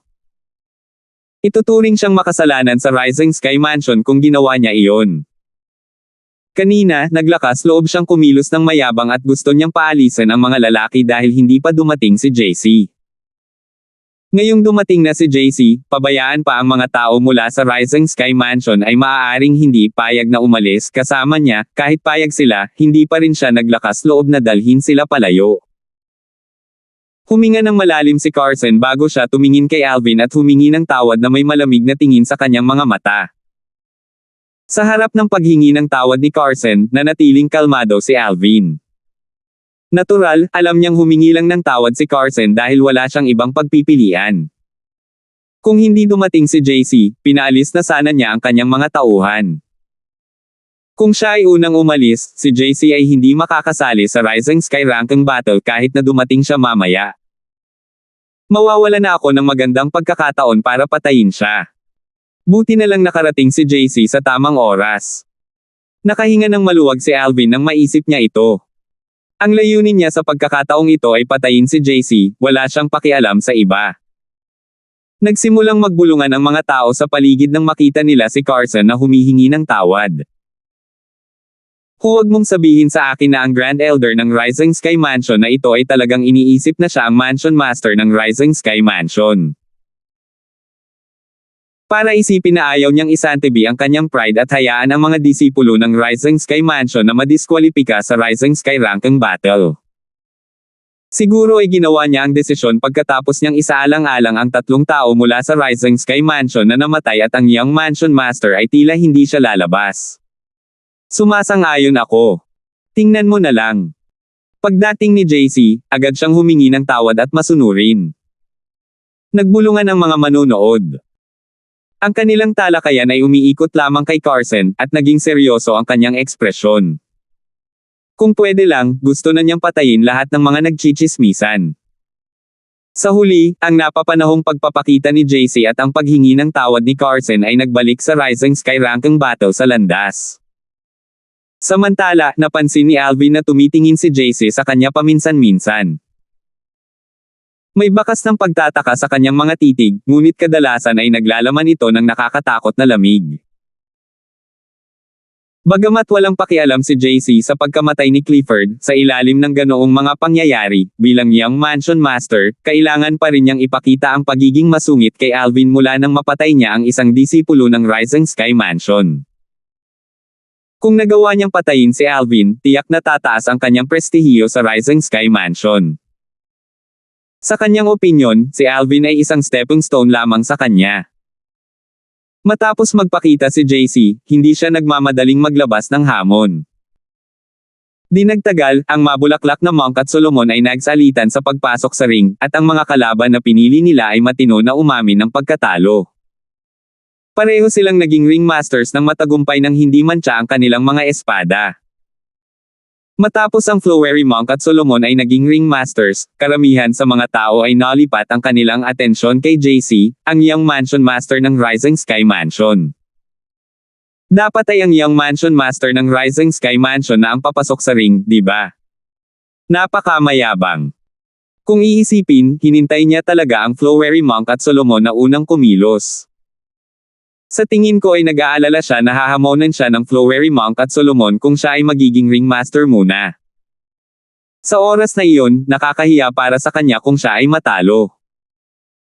Base sa kanyang lakas, hindi nakakagulat kung matalo siya sa Flowery Monk at Solomon, di ba?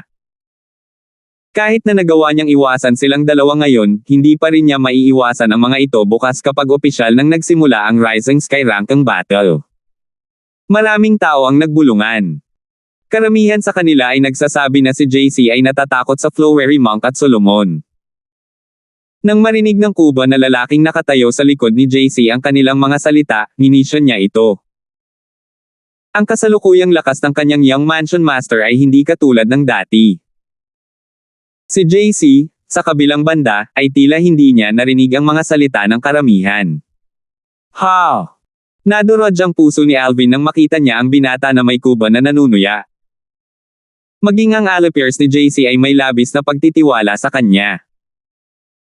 Huwag mong sabihin sa akin na si JC ay may hindi inaasahang pagkikita sa loob ng isang taon. Natural lang para kay Alvin na mag-isip ng ganito. Pagkatapos ng lahat, si JC ay isa lamang early refined Saint Stage Martial Cultivator noong isang taon. Kahit na inalagaan siya ng Rising Sky Mansion ng walang anumang reserbasyon sa isang taon na ito at binigyan siya ng pinakamahusay na cultivation resources, makakalusot lang siya sa Intermediate Refined Saint Stage sa pinakamaraming pagkakataon. Kung nakapasok lang siya sa Intermediate Refined Saint Stage, imposibleng matalo niya ang Flowery Monk at Solomon.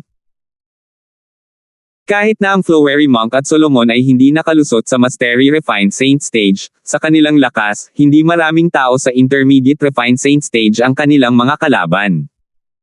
Sa ilalim ng maingat na tingin ng iba, sa wakas ay lumabas si JC. Agad na dama po ang kanyang tingin kay Alvin, na naging sanhi ng pagtibok ng puso ni Alvin. Susunduan niya ako. Ito ay aayon sa kanyang kagustuhan kung siya ay pinili ni JC. Magagawa niyang lutisin ang problema para kay Nympha nang napakabilis kung ito ang kaso.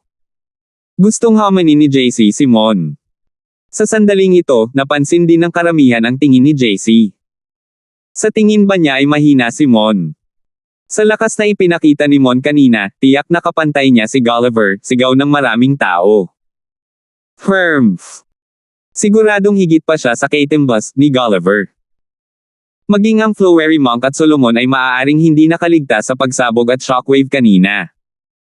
At gayon pa man, nagawa ni Mon na makaligtas dito. Nangangahulugan ito na ang kanyang lakas ay maaaring maging katumbas ng Flowery Monk at Solomon, dagdag ng isang tao. Ang punto ay, ang katotohanang nakaligtas si Alvin sa pagsabog kanina ay lubos na ikinagulat ng lahat. Kasabay nito, binigyan nito ang iba ng mas malalim na pag-unawa sa kanyang lakas. Wala nang minamaliit sa kanya dahil lang sa wala pa siyang 40 taong gulang. Sa kasamaang palad, sa ilalim ng mapagbantay na mga mata ng iba, ang mga tingin ni JC ay nakatuon lamang kay Alvin ng ilang sandali bago ito muling lumipat sa Flowery Monk at Solomon. Gusto niyang hamanin ang mabulaklak na monk o si Solomon. Karamihan sa mga tao ay natigilan. Si Alvin, sa kabilang banda, ay nakaramdam ng kaunting pagkabigo. Nakatingin lang siya kay Mon kanina, pero hindi niya hinamon. Bagamat tinitingnan niya ang Flowery Monk at Solomon, hindi ibig sabihin na hahamunin niya sila, sabi ng isang taong nandidiri. Sumasang-ayon ako. Sa tingin ko ay tumitingin-tingin lang siya sa paligid. Sa tingin ko ay hindi niya pipiliin ang Flowery Monk o Solomon bilang kanyang kalaban, may sumang-ayon. As it turned out, tama ang hula nila. Mabilis na umalis ang tingin ni JC sa Flowery Monk at Solomon. Ito ay tulad ng inaasahan ko. Tingnan mo, baka matakot si JC na hamanin ang Flowery Monk at Solomon. Maraming tao ang may alam na ekspresyon sa kanilang mga mukha. Ang kanilang mga mata ay puno ng panunuya habang nakatingin sila kay JC. 1688. Nang marinig ang mga insulto mula sa paligid, ang mga ekspresyon ng grupo ng mga tao mula sa Rising Sky Mansion, bukod kay Carson, ay naging libingan. Ngumisi si Carson habang pinagmamasdan ang silhouette ni JC. Sa kanyang opinyon, dahil si JC ay isang duwag, mas mabuti kung hindi siya lumahok sa Rising Sky Ranking Battle. At least, hindi niya ikakahiya ang Rising Sky Mansion. Natural, naisip niya lang iyon. Hindi siya naglakas loob na ipahayag ang kanyang iniisip. Si JC at ang kubo na binata sa likuran niya ay ang tanging mula sa Rising Sky Mansion na may normal na ekspresyon sa kanilang mga mukha. Matapos iwan ng tingin ni JC ang Flowery Monk at Solomon, dumaan ito kina Ronnie, Orly, ang Winemeat Monk, at ang iba pa bago ito nakakulong sa isang walang pakialam na figure na nakasuot ng plain na damit at may dalang espada na nakabalot sa isang tela. Gayunpaman, ang kanyang mga mata ay kumikinang na parang mga bituin sa kalangitan sa gabi. Gulliver. Sa wakas ay sinabi ni JC habang nagpasya siya sa kanyang kalaban. Si Gulliver ay isa sa dalawang pinakamakapangyarihang Sectless Cultivator na lumalahok sa Rising Sky Ranking Battle. Dati, inakala ng karamihan na si Gulliver ang pinakamalakas na walang sekta na magsasaka na wala pang 50 taong gulang sa distrito ng Rising Sky Mansion. Gayunpaman, dahil kay Mon, ang peking katauhan ni Alvin, hindi na nila iyon inisip. Pinatay ni Mon si Clifford. Bukod dito, nakaligtas pa siya sa nakakatakot na pagsabog. Pinatunayan nito na ang kanyang lakas ay hindi mas mababa sa lakas ni Gulliver. Minsan, ang isang hindi kilalang Sectless Cultivator ay nangangailangan lamang ng isang pagkakataon para sumikat. Paggawa ng pangalan para sa sarili sa pamamagitan ng isang laban, ay isang kasabihan na akma kay Mon, ang peking katauhan ni Alvin. Natigilan ng mga tao nang makita nilang pinili ni JC si Gulliver bilang kanyang kalaban bago nila isa-isang nanambalik ang kanilang katinoan. Sa distrito ng Rising Sky Mansion, may chismis na si JC, ang young master ng Rising Sky Mansion, at si Gulliver ay mortal na magkaaway. Mukhang ganoon talaga. Tama. Noong pareho silang nasa tuktok ng Pristine Saint Stage, minsan na silang lumaban. Noong panahong iyon, nanalo si Gulliver sa laban. Gayunpaman, mula nang pumasok si JC sa Intermediate Refined Saint Stage, hindi na siya kalaban ni Gulliver. Isang taon na ang nakararaan, si JC ay nasa Early Refined Saint Stage. Bagamat nakatanggap siya ng mahusay na cultivation resources mula sa Rising Sky Mansion, tiyak na nakalusot lang siya sa Intermediate Refined Saint Stage. Nakaharap kay Gulliver na nakalusot din sa Intermediate Refined Saint Stage, hindi ba siya natatakot na matalo kay Gulliver tulad ng dati? Sa distrito ng Rising Sky Mansion natin, halos lahat ay nararamdaman na si JC ay hindi kapantay ni Gulliver kapag pareho silang cultivation base. Don't tell me na sinusubukan ni JC na baguhin ang opinyon ng lahat ngayon. Masarap maging kumpiyansa. Gayunpaman, ang sobrang kumpiyansa ay pagiging mayabang lang. Nang bumalik sa katinoan ang mga tao, nagbulungan sila sa kanilang mga sarili habang ang kanilang mga salita ay kumalat sa paligid ng nimble chess set. Anuman, si JC na umakyat sa langit at lumitaw sa chess piece sa ilalim ng mga paa ni Gulliver, nakatayo sa tapat niya, ay nagnakaw ng limelight. Mababago kaya ni JC, ang young master ng Rising Sky Mansion, ang opinyon ng lahat ngayon? Inaasahan ng lahat na makita ito. Maging si Alvin ay umaasa na makita ang tunggalian ni na Gulliver at JC. Medyo nagustuhan niya si Gulliver. Para kay JC, siya ay isang taong kailangang patayin ni Alvin. Kung siya ang bahala, natural, gusto niyang talunin at patayin ni Gulliver si JC. Gulliver, pinatay mo ang isang disipulo mula sa aking Rising Sky Mansion, ipaghihiganti ko siya sa ngalan niya, malamig na sabi ni JC habang nakatayo siya sa tapat ni JC. Tumigil ka na sa pagsasalita ng walang kaparirikon at simulan mo na lang ang laban.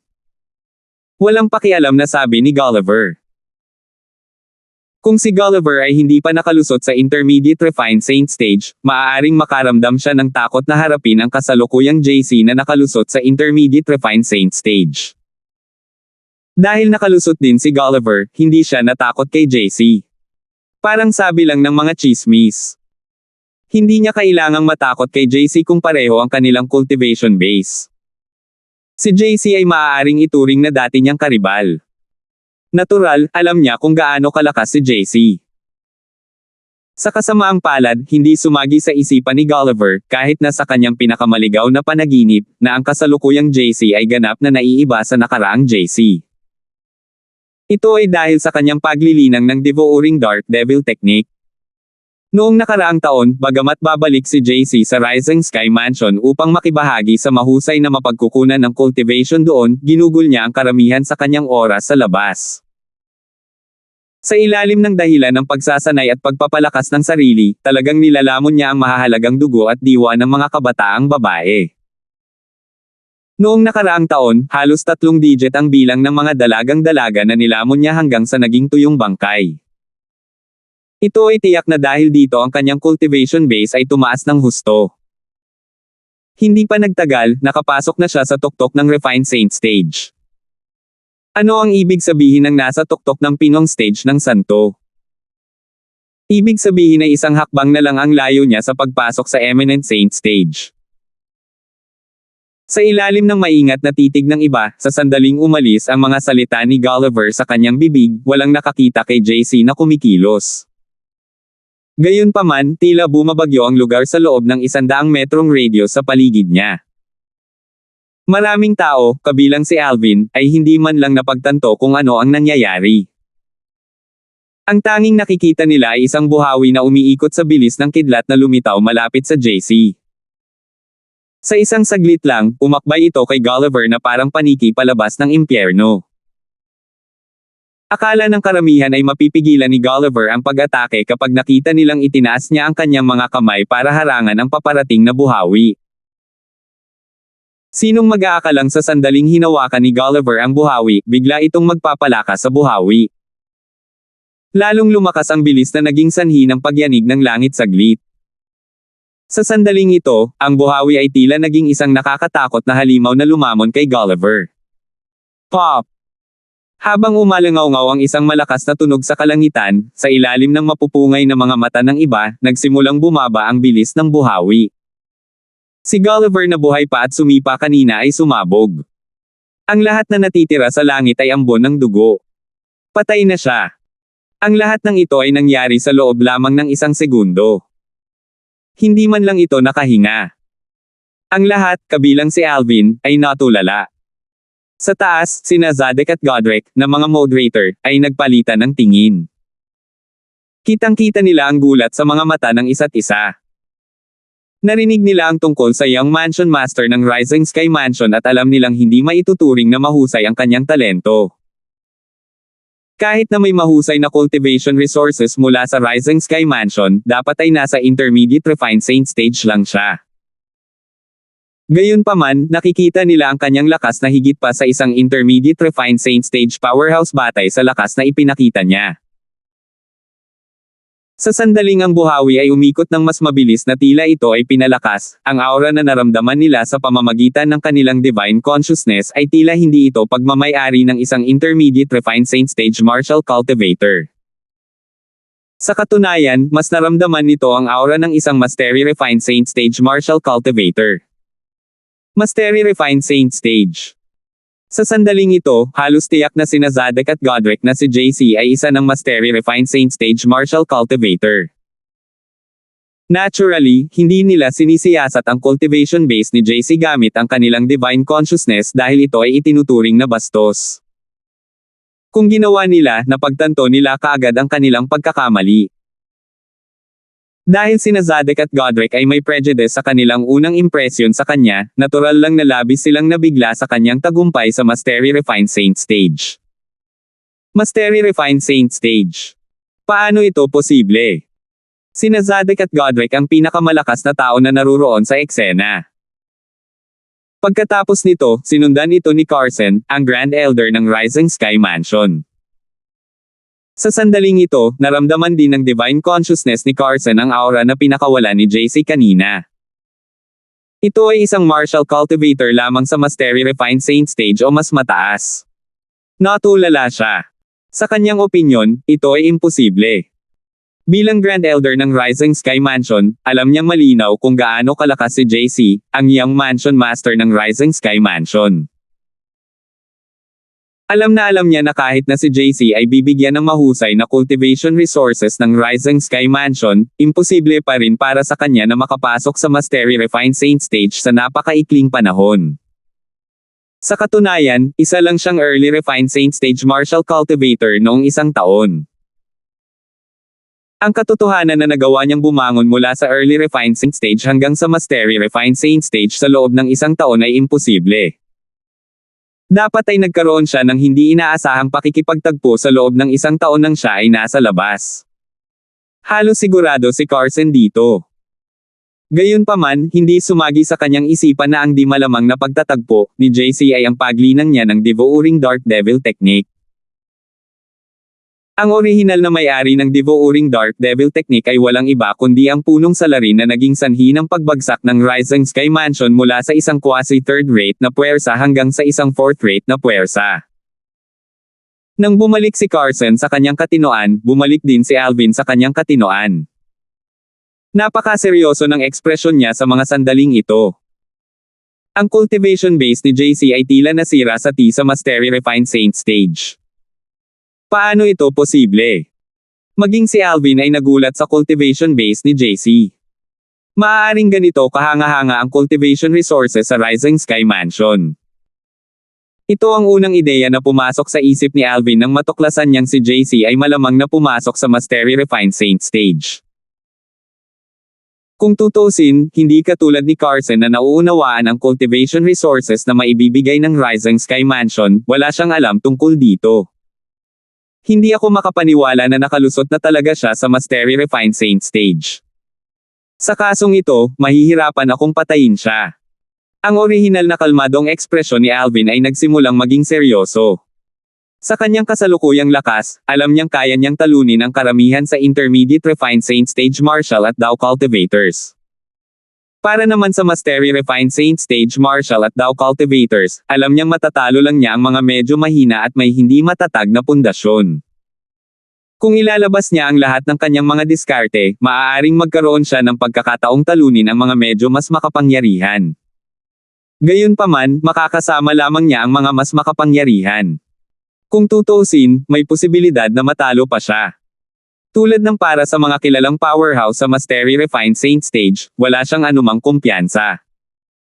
Kumpiyansa siya tungkol dito dahil noong inatake siya ni Carson kanina, sa sandaling kinuha niya ang Jasper Celestial Sword sa kritikal na sandali, naintindihan niya ng kaunti ang ikalawang yugto ng Supreme Sword Dao Mental Cultivation Method, Sovereign Heart Sword. Salamat po at sinamahan ninyo ako, ingat lagi mga master.